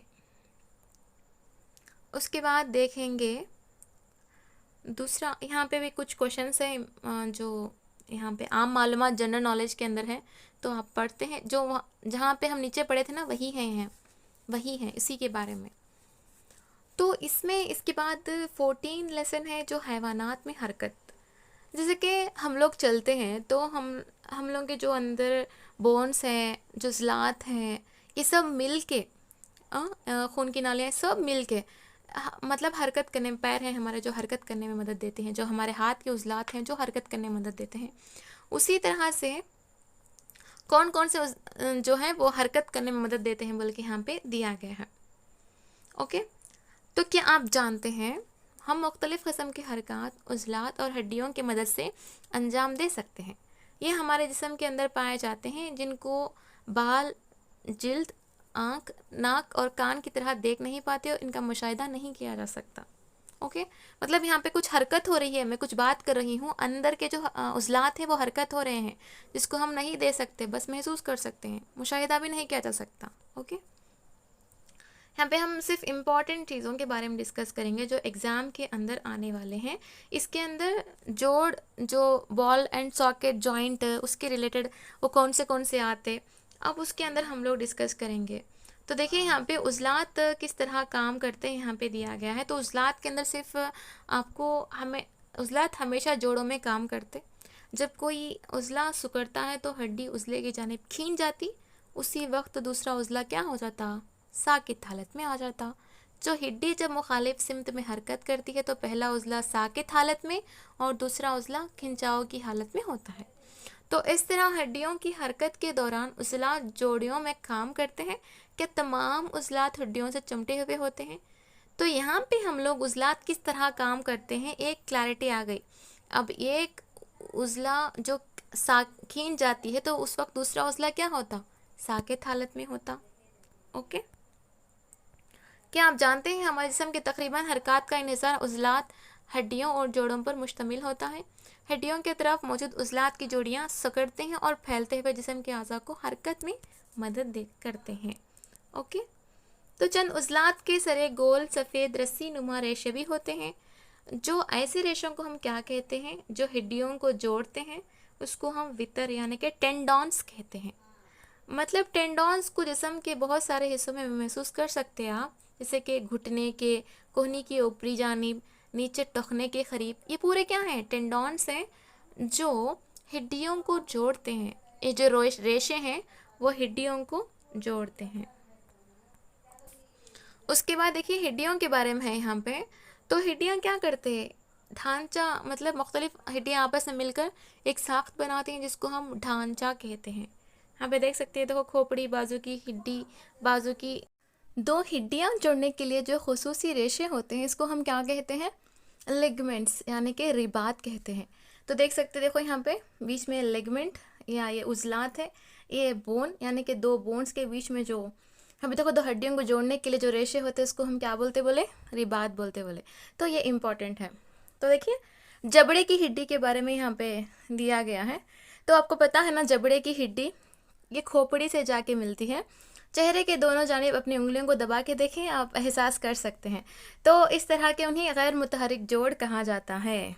तो गैर मुतहरिक जोड़ का मतलब देख सकते हैं आप कि जबड़े की हड्डी जो होती है वो गैर मुतहरिक जोड़ होती है। जैसे निचले के और ऊपर नीचे आजू बाजू से हिलाइए, ये जो नीचे की रहती ना, जो नीचे के ये निचले जबड़े की जो हड्डी रहती वो खोपड़ी से जाके मिलती ना, वो गैर मुतहर्रिक जोड़ की मिसाल है बोल के यहाँ पे दिया गया है। जो मैं बोल रहा हूँ बहुत ही इम्पोर्टेंट है। आप इसको ये पूरा आपको पढ़ सकते हैं, लेकिन जो जो इम्पोर्टेंट है वही मैं आपको यहाँ पे बता रही हूँ। कंधे की हड्डी यानी कि देख सकते हैं आप, कंधे की हड्डी देखिए, अपने दूसरे हाथ की उंगली के नीचे से कंधों की तरफ ले जाइए। मतलब अब आपको मतलब कौन सी हड्डी है बोल के ऐसा यहाँ पे बताया जा रहा है। तो उभरी हुई हड्डी को कंधे की हड्डी और वो हड्डी जो इस हड्डी के पीछे है उसे शोल्डर ब्लेड कहते हैं। यहाँ दो हड्डियाँ होती हैं जो कंधे से आगे बढ़ी हुई होती हैं, उन्हें कंधे की हड्डियाँ यानी कि शोल्डर बोन कहा जाता है। जो शोल्डर के पास हड्डियाँ होती हैं उसको शोल्डर बोन्स कहा जाता है। ओके, तो देखिए यहाँ पे फसलियाँ यानी कि रिब्स। तो ये देखो ये फसली होती है, ये फसली का एक आपको शक्ल दिया गया है यहाँ पे। तो इसके बारे में हम लोग देखते हैं।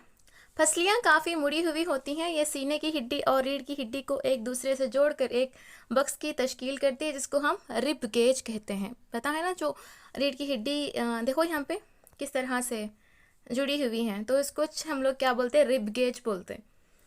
चंद अहम अंदरूनी आज़ा इस बक्से में बेताज रहते हैं। सोचिए वो कौन से अहम जिस्मानी हिस्से होते हैं। तो इसी के अंदर ही है ना हमको दिल भी होता। रीढ़ की हड्डी है ये।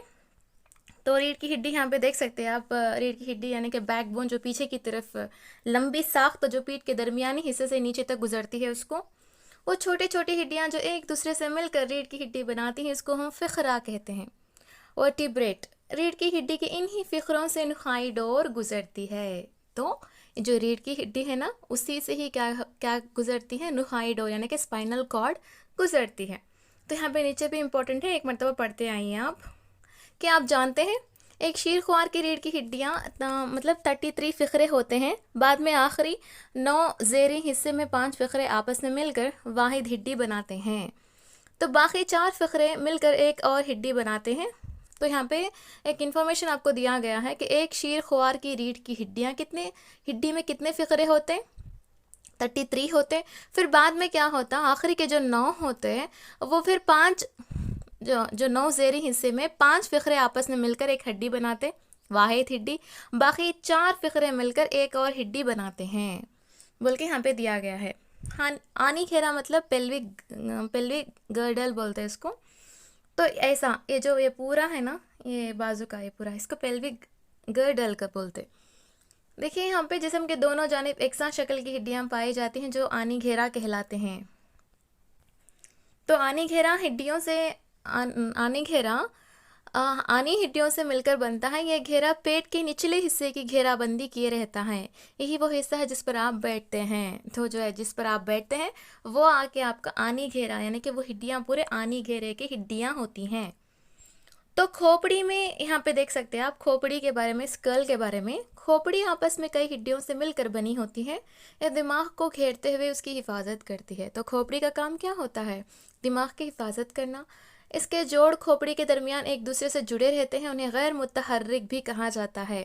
इससे पहले हम लोग पढ़े थे निचले जबड़े का जो निचला जबड़ा है वो गैर मुतहर्रिक है, जो हरकत नहीं करता। ओके, सिर्फ हम लोग का ऊपर का जबड़ा ही हरकत करता है, नीचे का जबड़ा बस साकिन रहता है।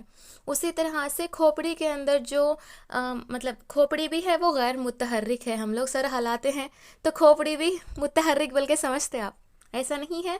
खोपड़ी के अंदर जो हड्डियां हैं वो भी गैर मुतहर्रिक फिक्स्ड जॉइंट्स हैं। हड्डियां मतलब जो खोपड़ी के दरमियान एक दूसरे से जुड़े रहते हैं, जोड़, वो गैर मुतहर्रिक फिक्स्ड जॉइंट्स कहा जाता है। लचकदार हड्डियां गसरूफ यानी कि फ्लेक्सिबल बोन कार्टिलेज। सिंपल सी बात है, अगर आप एक मरतबा अपनी नाक को प्रेस करके देखें, छू कर देखें, तो स्पॉन्ज की तरह दिखता आपको। स्पॉन्ज मतलब आप दबाने पे दबता है और लाइक स्प्रिंग की तरह रहता। वैसे ही आप कहाँ पे देख सकते हैं, कान और नाक के कुछ हिस्से नरम और कुछ सख्त होते हैं। तो इनके सख्त हिस्से एक ऐसी साख्त बनाते हैं जिसको गसरूफ कहा कहते हैं।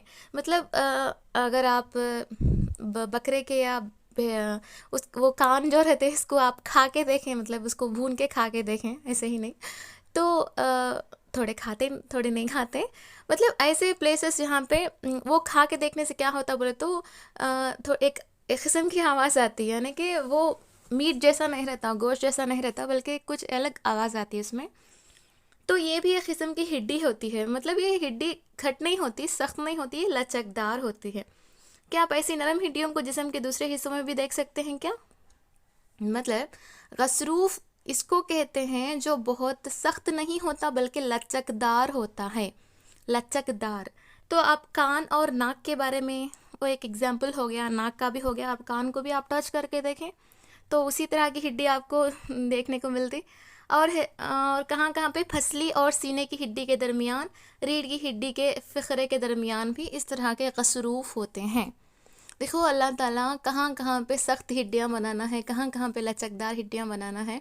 देखो कितनी शानदार तरीके से अल्लाह ताला हमने पैदा किया है, बहुत ही करिश्मा, बहुत ही मतलब सोचने की बात है कि हर जगह पे घट यानी कि सख्त बोन्स नहीं होते, मतलब थोड़ी थोड़ी जगह पे लचकदार होना ही पड़ता है।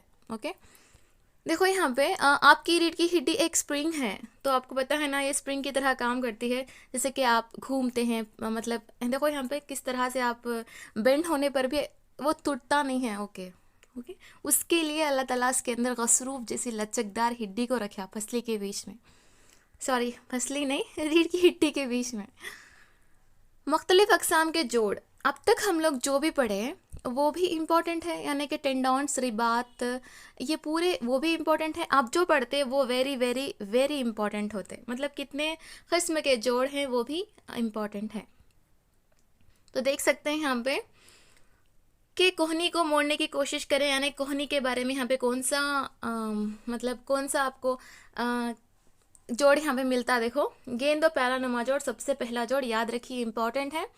ये कहाँ कहाँ पे होता, शाने की हड्डी यानी कि शोल्डर बोन और बाजू की हड्डियाँ काम करती हैं।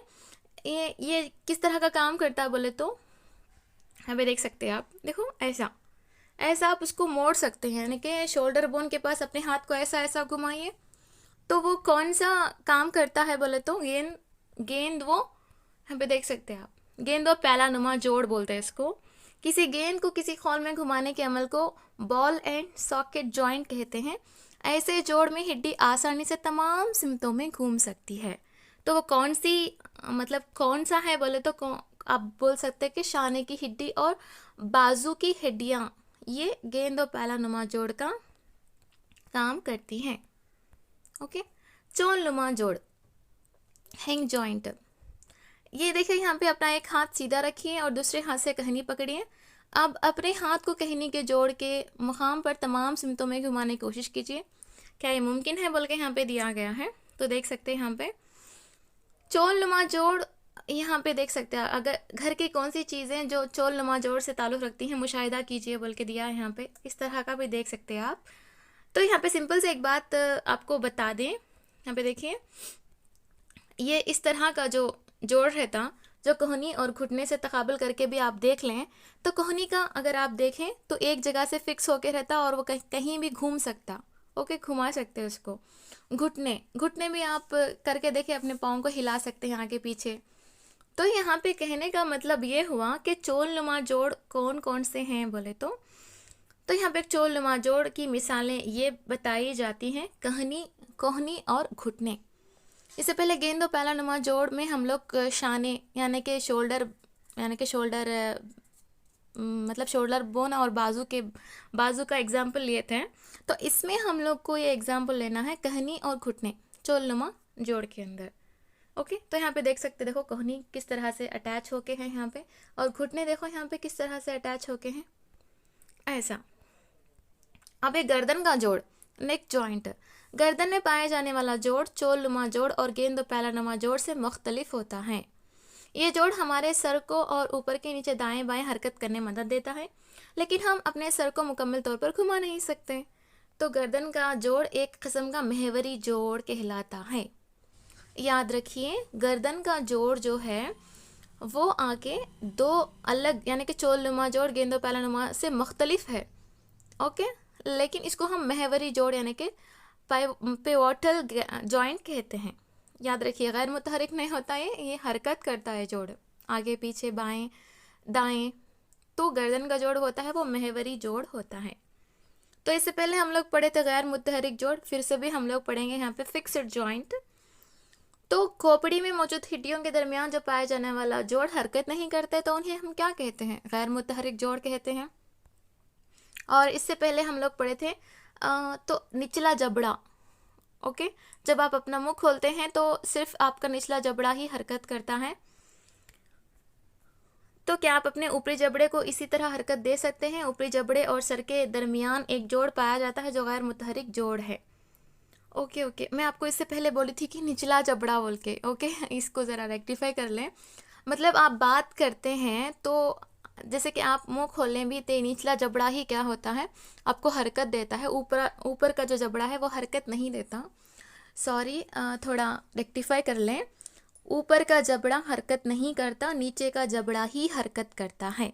तो ऊपर का जबड़ा क्या होता है, गैर मुतहरिक जोड़ होता है। ओके, सॉरी टू से।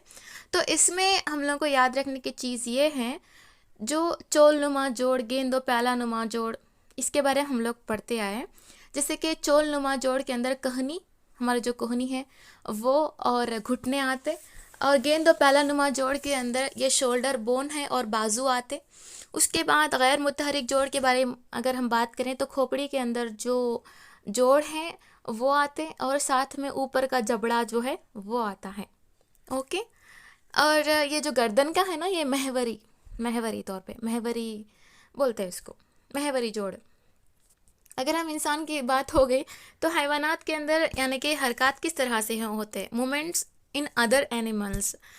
लाइक आप देख सकते, देखो यहाँ पे किस तरह से, यानी कि ये जो लोकोमोशन है ये कौन से जानदार के अंदर आप देख सकते हैं, बल्कि यहाँ पे दिया गया है। अगर हम देखें तो फिश के अंदर अगर हम देखें तो मछलियाँ पानी में तैरती हैं। वो मछलियों और इंसानों के तैरने में कुछ फ़र्क होता, तो मछलियों के अंदर वो कौन सा आजू है जो तैरने में मदद देता है, बल्कि यहाँ पे दिया गया है। तो देखेंगे कि इसके अंदर मतलब आपको अगरचे यहाँ पे देखेंगे तो इम्पॉर्टेंट चीज़ ये है, मछलियों का जिस्म दूसरे सरों पर गोदवीक होता है, इसे पानी में बआसानी तैरने में मदद देता है। मछली का ढांचा मजबूत उज़लात से ढका हुआ होता है। तैरते वक्त उज़लात मछली के अगले हिस्से को एक जानिब मोड़ते हैं तो उसकी दुम दूसरी जानिब हरकत करती है, जिसकी वजह से पैदा होने वाला झटका मछली को आगे की जानिब ढकेलता है। इस तरह के सिलसिलावार झटके मछली को क्या करते हैं, आगे की सिमत तैरने में मदद देते हैं। तो इसमें इम्पॉर्टेंट चीज़ क्या है, मछली के दुम पर पाए जाने वाले जो जम्फे हैं, फिन्स हैं, उसको तैरने में मदद देते हैं। ये इम्पॉर्टेंट है। आपको क्वेश्चन ऐसा पूछ सकता है कि मछली के अंदर कौन से हिस्से पर फिन्स पाए जाते हैं जो तैरने में मदद देते हैं, बोलता मछली के दुम पर क्या होते, फिन्स होते। ओके, जो तैरने में क्या करते, मदद करते। अब मछली का हो गया, मछली कैसे हरकत करती बोले तो फिन्स, पानी में फिन्स के ज़रिए से जो पैरों पे होता है हरकत करती। सिंपल से हाँ को ख़त्म हो गया। परिंदों में हरकत, यानी कि परिंदों में किस तरह से हरकत होती बोले तो परिंदे हवा में उड़ते हैं और ज़मीन पर चलते हैं। तो परिंदे उड़ सकते हैं क्योंकि इनका जिस्म उड़ने के लिए निहायत मौजूद होता है। उनकी हड्डियाँ क्या होती, खोखली और हल्की होती हैं। जब कोई चीज़ हल्की ही होती है जब ही वो आसमान में या हवा में उड़ सकती, अगर वज़न है तो ज़मीन पे ही पड़ जाती ना।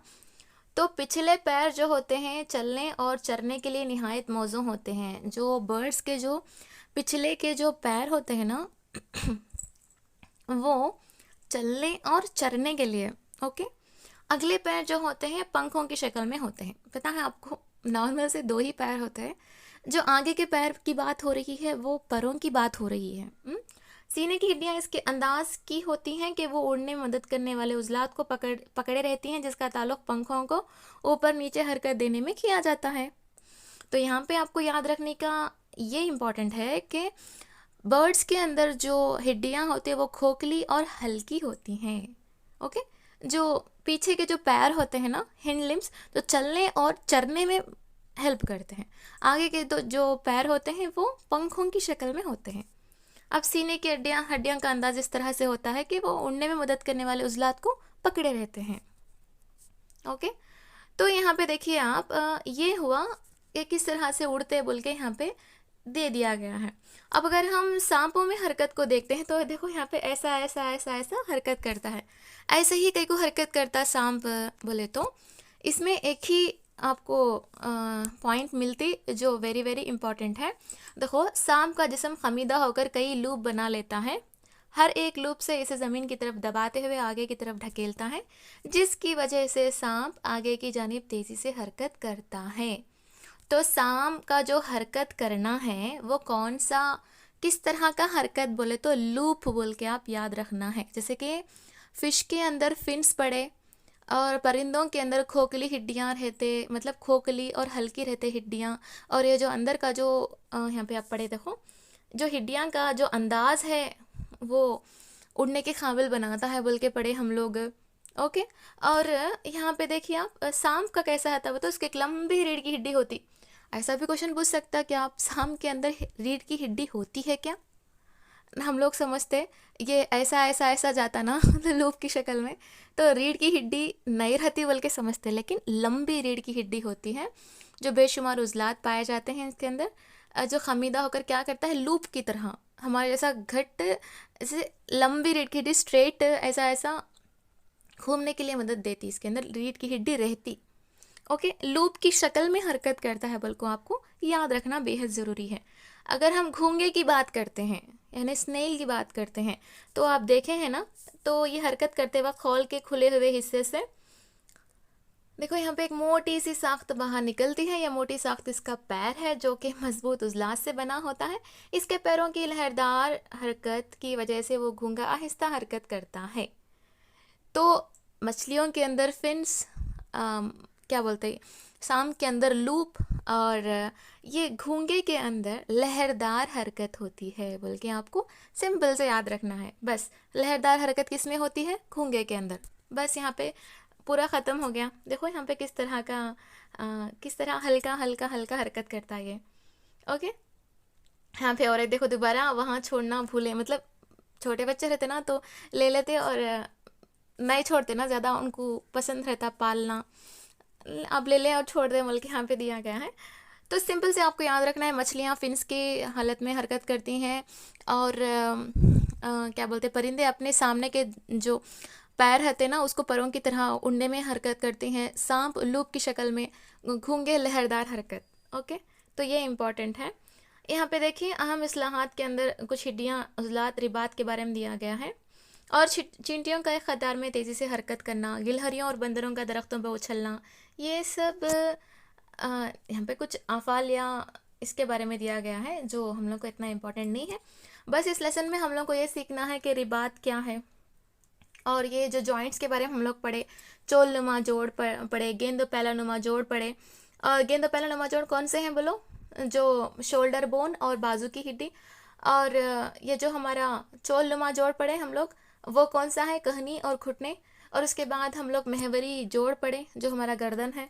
और गैर मुतहरिक जोड़ पढ़े जो खोपड़ी है, और ये जो ऊपर का जो जबड़ा है वो है। अगर हम दूसरे जानवरों के अंदर हरकत पढ़े तो मछली आके फिन्स के ज़रिए से पानी में तैरती है जो पर पे होती हैं। सेकेंड वन सांप है जो लूप के ज़रिए से हरकत करता है। तीसरा आके आपको परिंदों के बारे में पढ़े जो इनके जो सामने के जो पैर होते हैं जो पर की शक्ल में हेल्प करते हैं। पिछले के जो पैर होते हैं मतलब पिछले जो पैर होते हैं वो चरने के लिए इस्तेमाल होता है बोल के पढ़े। और घोंगे की जो हरकत है वो लहरदार हरकत बोल के पढ़े। तो ये इम्पोर्टेंट होता है इसके अंदर। ओके, तो हमने क्या सीखा भी एक मरतबा आप पढ़ लीजिए जिसके ज़रिए से आपको एक ओवरव्यू मिल जाता लेसन का। तो यहाँ पे उसके बाद नूर, साया और ख्याल, ये तो बेसिक चीज़ें हैं जो फर्स्ट सिक्स्थ क्लास में इसको इंट्रोड्यूस किए हैं। तो बेसिक चीज़ें ही रहती हैं। नूर किसको कहते हैं, ख्याल किसको कहते हैं बोल के यहाँ पर रहता है। रोशनी को सूरज से ज़मीन तक पहुँचने के लिए 8 मिनट 17 सेकंड दरकार होते हैं। तो कितने मिनट होते हैं रोशनी को सूरज से ज़मीन तक पहुँचने के लिए? 8 मिनट 17 सेकंड।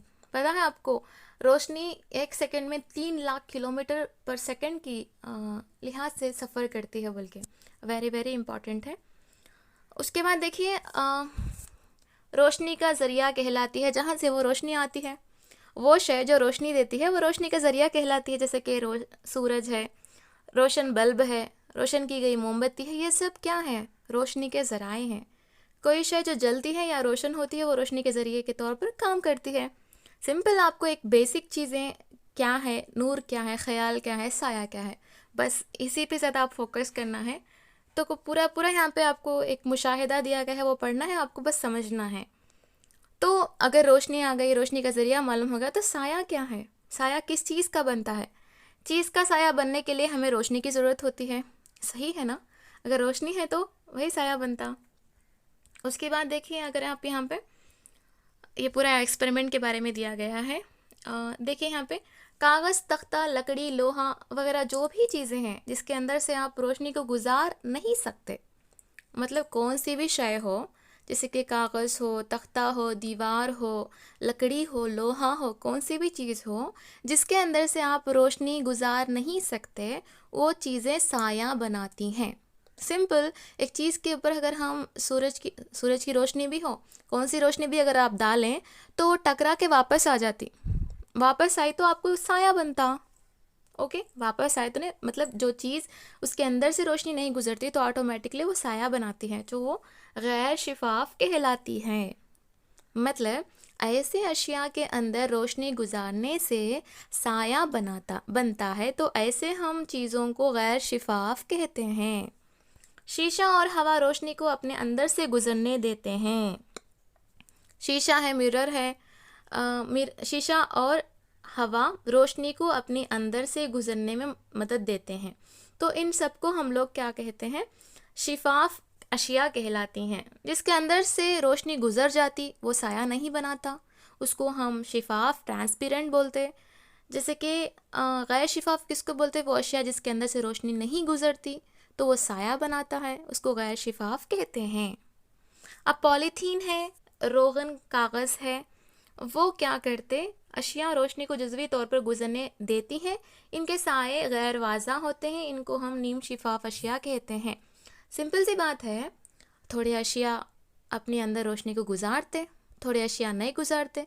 इसमें क्या होता बोले तो थोड़ी बहुत अंदर गुजरती, थोड़ी बहुत अंदर नहीं गुजरती रोशनी। तो ऐसे जुज़वी तौर पर मतलब साया भी क्या होता? गैर वाज़ा होता, क्लियर से नहीं होता। तो इन अशिया को हम क्या कहते हैं? ट्रांसकुलेंट, मतलब नीम शिफाफ अशिया कहते हैं। ओके, ये वेरी वेरी इंपॉर्टेंट है। नीम शिफाफ अशिया की मिसाल क्या है? रोगन, कागज़, पॉलीथीन बैग। शिफाफ अशिया की मिसाल ये है शीशा और हवा। इम्पॉर्टेंट है, याद रखिए, हवा भी शिफाफ है जो साया नहीं बनाती। गैर शिफाफ इसको कहते जो रोशनी गुजरती है और साया बनाती है। कागज़, तख्ती, लकड़ी, जो भी ठोस अशिया हैं वो सब इसके अंदर आ जाते, एक्सेप्ट शीशा और हवा। तो देखिए यहाँ पे तो इसके बारे में हम लोग पढ़ लिए कि साया को सब कौन बनाता है, मतलब कौन सी अशिया बनाती, कौन सी अशिया नहीं बनाती बोल के। तो यहाँ तक ये चीज़ ख़त्म हो गई, शिफाफ और गैर शिफाफ के मतलब समझ में आ गया आपको। जब सूरज की रोशनी में पानी खतरा महल होता है तो खौसे ख़ज़ा बनते हैं। पता है ना आपको रेनबो किस तरह से बनती बोल के, यानी कि जब सूरज की रोशनी में पानी का जो खतरा होता, खतरे महल होता तो खौफ ख़ज़ां बनता बोल के। तो देखिए यहाँ पे साया साया के बारे में पढ़ लिए, नूर के मतलब रोशनी के बारे में अगर हम पढ़ लिए, तो नेक्स्ट देखेंगे कि हम इसके अंदर क्या पढ़ते। तो देखिए इससे बात मालूम होती है कि किसी शय का साया हासिल करने सिर्फ रोशनी और गैर शिफाफी ज़रूरी नहीं, बल्कि इसके अलावा हमें एक पर्दा भी दरकार होता है।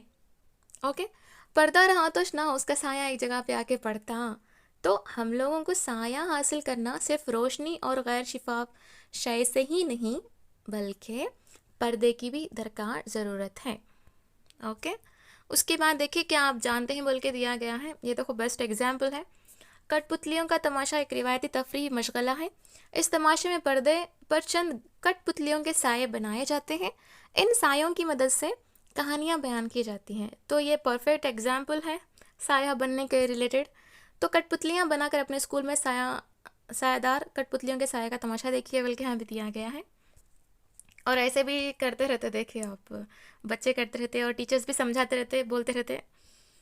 तो यहाँ पे देखिए साये का रंग कैसा होता है बोल के, हाँ क्वेश्चन आ सकता, साये का रंग ब्लैक होता क्या, मतलब कहाँ पर भी देखे तो ब्लैक ही दिखता ना। तो ऐसे साये का रंग ब्लैक बोल के डिसाइड नहीं करना है, अगर साये का कुछ भी रंग नहीं होता।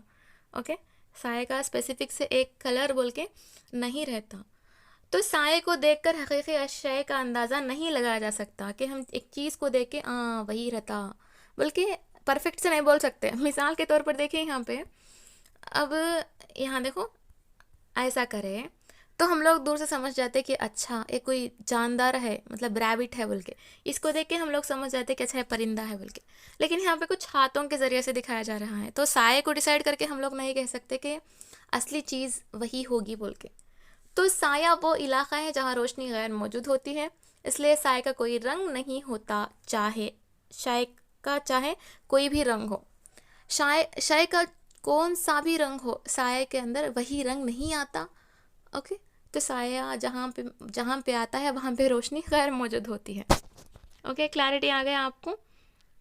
उसके बाद देखेंगे तो किस तरह से यहाँ पे देखिए रोशनी की किरणों की तरफ सफ़र करती है जो सीधी होती हैं। सायों की पेशगोई इसी वक्त कर सकते हैं जब हम ये मान लेते हैं कि रोशनी सीधे रास्तों पर किरणों की तरह सफ़र करती है। क़दीम ज़माने में लोग सायों को देखकर इस बात पर मुत्तफ़िक़ हो गए कि रोशनी ख़त मुस्तक़ीम में सफ़र करती है। तो हाँ, एक और क्लैरिटी आपको आ गई कि जो रोशनी है वो ख़त मुस्तक़ीम यानी कि स्ट्रेट सफ़र करती है, बल्कि वो सायों के ज़रिए मालूम कर लिए गए थे। देखो इन्हों उसके बाद यहाँ पे उसके बाद हम लोग देख सकते हैं कि ये ख़त मुस्तक़ीम जो है, हम लोग कैसा देख सकते कि रोशनी नूर ख़त मुस्तक़ीम में सफ़र करती बोल के।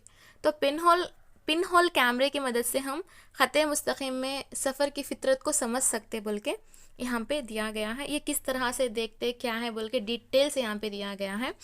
बस आपको ये समझना चाहिए कि पिन होल कैमरे की मदद से हम बच्चों को नूर यानी कि रोशनी ख़त मुस्तक़ीम में सफ़र करती बोल के एक्सप्लेन कर सकते हैं। ओके, उसके बाद हम देखेंगे कि हम यहाँ पे भी देखो किस तरह का साया बनता बोल के यहाँ पे दिया गया है, उल्टा बनता या सीधा बनता बोल के। उसके बाद हम लोग देखेंगे यहाँ पे एक इम्पॉर्टेंट चीज़, ख़याल और साये में फ़र्क क्या है। तो देखिए हम जानते हैं कि सायों का कोई रंग नहीं होता, जबकि ख़याल में रंग पाए जाते हैं। तो साया का कोई रंग नहीं होता, लेकिन ख़याल में रंग पाए जाते हैं और वो रंग शय की रंगों के बिल्कुल मुमासिल होते हैं। साये में सिर्फ बैरूनी ख़याल का खाका दिखाई देता है, लेकिन ख़याल में पूरी शय हूबहू फ़ोटोग्राफ की तरह दिखाई देती है। ओके, देखेंगे और भी हम लोग पढ़ेंगे यहाँ पे। तो देखिए यहाँ पे और आपको इसके बारे में समझ में आ गया कि ख़याल और साया के अंदर डिफरेंस क्या है बोल के।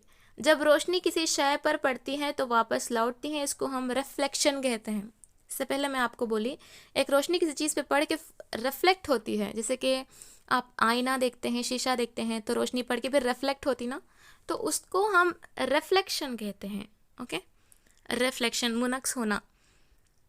लेकिन हम मुनक्स रोशनी को हम इसी वक्त देख सकते हैं जब वो आईना जैसी चीज़ों पर पड़ती है। तो आप रिफ्लेक्शन का देखना चाहते हैं तो इस तरह से हम देख सकते हैं बोल के यहाँ पे दिया गया है। तो हमने क्या सीखा के अंदर देखिए, किसी शय को देखने के लिए रोशनी ज़रूरी है। रोशनी देने वाली शय रोशनी का मुब्दा कहलाती है। जब रोशनी के रास्ते में गैर शिफाफ अशिया रुकावट पैदा करती हैं तो साया बनाती हैं। इससे पहले पढ़े हम लोग, गैर शिफाफ बोलते हैं इसको बोल के। गैर शिफाफ अशिया का साया हासिल करने के लिए किसी शय और रोशनी के अलावा पर्दे की भी ज़रूरत होती है। साये को देखकर शय के रंग को नहीं बताया जा सकता। रोशनी ख़त मुस्तकीम में सफ़र करती है। रोशनी जब किसी शय पर पड़ती है तो मुन्नक्स होती है। साये के मुशाहदे से मालूम होता है कि रोशनी ख़त मुस्तकीम में सफ़र करती है। तो ये हुआ आपके जो इम्पोर्टेंट पॉइंट्स। साया ख्याल से मुख्तलिफ होता है, पता है आपको साया ख्याल किसको बोलते बोल के। ओके, तो ये था आपका इसके रिलेटेड। और हमारा जो 16th लेसन है जानदार और गैर जानदार के बारे में। पता है आपको जानदार किसको बोलते, जिसके अंदर जान होती, जो हरकत करती, जो नमू करता, जो तौलीद देने के काबिल होता, ये पूरे चीज़ें जो होते जिसके अंदर पाए जाते हैं खुसूसियात, उसको जानदार बोलते हैं। ओके, तो यहाँ पे पढ़ेंगे हम लोग जो इम्पोर्टेंट जो क्या क्या खुसूसियात हैं जो एक जानदार को जानदार बोलते हैं उसको, कि हरकत होना, ग़िज़ा हासिल करने वाला, सांस लेना, नाकारा मादों का खराज करना, हरारत पर रद्द-ए-अमल करना, लम्स पर रद्द-ए-अमल करना, रोशनी पर रद्द-ए-अमल करना, बच्चे पैदा करना। ये जितने भी एक जानदार के अंदर, एक शय के अंदर, एक चीज़ के अंदर होते हैं, चीज़ नहीं बोल सकते इसको, तो ये सारे खुसूसियात एक जानदार की खुसूसियात होते हैं। इम्पॉर्टेंट है, याद रखिए। जो खुसूसियात आप में पाई जाती हैं, क्या वो पौधों और जानवरों में भी पाई जाती है? हाँ, होती हैं। देखेंगे यहाँ पे कौन कौन से मतलब कौन कौन से पौधे या किस में होती हैं। तो देखिए यहाँ पे हमारे तरफ पाए जाने वाली जितने भी खुसूसियात के हामिल अशिया जानदार अशिया हैं, जिससे पहले हम डिस्कस करें। जिनमें ये खुसूसियात नहीं पाई जाती वो बेजान हैं। ओके, तो देखिए यहाँ पे क्या किसी जानदार शय के लिए इन तमाम खुसूसियात का हामिल होना लाजमी है? इनमें कुछ खुसूसियात के पाए जाने पर कोई शय जानदार समझी जा सकती है। तो देखिए यहाँ पे कुछ इंपॉर्टेंट चीज़ें हैं, देखेंगे।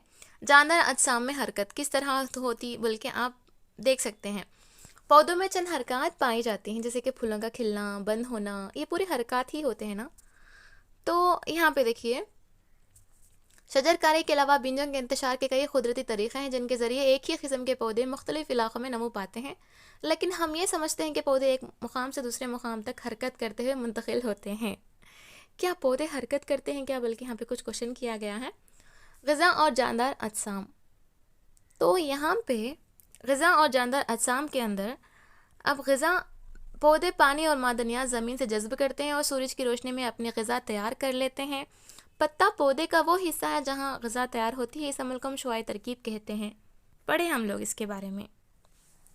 क्या आप जानते हैं? बल्कि दिया है, बाज़ पौधे आज खुद अपनी ग़िज़ा तैयार नहीं कर सकते। ये पौधे ग़िज़ा के लिए दूसरे पौधों पर इंतज़ार करते हैं। इन पौधों को हम तुफ़ैली पौधे कहते हैं, मसलन कसकोटा। वेरी वेरी वेरी इंपॉर्टेंट है, याद रखिए।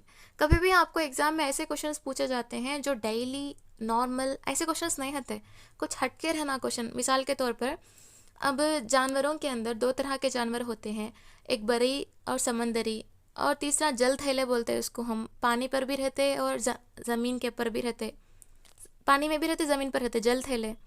वैसे क्वेश्चंस पूछते हैं आपको, यूनिक क्वेश्चंस। लाइक देखो, पौधे जो हैं अपने आप ग़िज़ा तैयार करते, जितने भी ज़मीन के ऊपर पौधे हैं वो अपनी खुद ग़िज़ा आप तैयार करते। लेकिन थोड़े बहुत ऐसे पौधे हैं जो आलसी हैं, जो लेज़ी हैं, जिसकी फितरत है खाना नहीं बनाना। तो पौधे यानी कि तमाम जानदार सांस लेते हैं, तो इसमें सांस लेना या सिर्फ इंसान का ही होता है, या जैसे कि दमकश है, सांस लेना, दम बरारी है, सांस का बाहर खारिज करना, ये पौधों में भी होता है। जैसे पौधों के अंदर देखें तो पौधों के अंदर एक नाक की तरह होता है जो पत्ते के निचले हिस्से में होता है, दहन, जो गैसों के तबादले में मदद करता है। क्या तमाम जानदार नाकारा मादों का खराज करते हैं? हाँ, करते हैं। जैसे कि मिसाल के तौर पर आप देख लें तो इंसान की अगर हम मिसाल देखें तो मतलब पेशाब फुजला जो है नाकारा मादों का खराज होता। उसी तरह से आपको पौधों के अंदर भी क्या होता है? अखराज होता है। देखो, पौधों से खारिज होने वाले गूंद हकीकी तौर पर अखराजी मादा नहीं होते, वो जो हमारे लिए मुफीद होते। रसने वाले हिस्से जिन्हें टपकने रसने वाले खुलिये कहा जाता है, उनसे तेल, शहद, गूंद ये सब हम लोग इस्तेमाल करते, वो नाकारा नहीं होते, इस्तेमाल करते हम लोग। पौधों में तैयार होने वाले बेकार मादे खलमों की शक्ल में ज़ख़ीरा करते हैं। ये मादे रसते टपकते नहीं हैं, बल्कि ये चिपचिपे मादे अखराजी मादे होते हैं, जो इन मादों को हम नीम, कीकर वगैरह दरख्तों पर देख सकते। दरअसल ये लेसदार मादा अखराजी मादा है जो आम तौर पर हम समझते हैं कि अखराजी मादे नाकारा और बदबू होते हैं, लेकिन ये हमारे यानी कि लेकिन जानवरों के ज़रिए खारिज होने वाले तमाम मादों को खाद के तौर पर भी हम इस्तेमाल कर सकते। पौधे से अफराज होने वाले जैसे रेजिन्स जो हैं हमारे लिए बहुत ही हेल्पफुल होते, कारआमद होते। अब बदचज़ा या बेज़ज़ा का डेफिनेशन ये होता कि अगर वो परिंदे और हैवानात जो अंडे देते हैं इसको हम बेज़ज़ा बोलते हैं, वो भी पैरस। अगर जो जानवर जो रास तौर पर बच्चे पैदा करते हैं उसको हम बच्चाज़ा वीवी पैरस कहते हैं। तो यहाँ पे देख सकते हैं आप, देखो क्या जानदार भी शय के मुहिज पर हम रद्दमल कर सकते हैं बोल के दिया है। जैसे कि इंसान है, अगर कांटा चुभता है तो दर्द का एहसास करते हैं और कांटा जहाँ पे सामने है तो उसको देख के फिर फ़ौरन पैर हटा लेते हैं। उसी तरह से जानदार के अंदर भी होता है। मिसाल के तौर पर अगर हम पौधे के बारे में बात करते हैं तो छुई मुई का पौधा है जिसको टच करने से क्या होता, पत्ते सुकड़ जाते। ओके, तो उसी तरह से यहाँ पे जगदीश चंद्र बोस का कहना है कि मतलब यहाँ पे पौधों में भी जान होती है, बल्कि किसने कहा, जगदीश चंद्र बोस ने कहा। रोशनी के तेज कछुए का जो रद्द अमल है देख सकते हैं आप, यहाँ पे देखो जहाँ पे रोशनी पड़ती वहाँ से रोशनी जो नहीं है तो उसी की तरफ रद्द अमल करता है। तो वो कौन सा जानवर जानदार है जो रोशनी के तई रद्द अमल ज़ाहिर करता, बोले तो केचुआ। केचुआ क्या करता है, रोशनी अगर गुजारेंगे तो वो तारीख हिस्से की तरफ हरकत करने लगता है।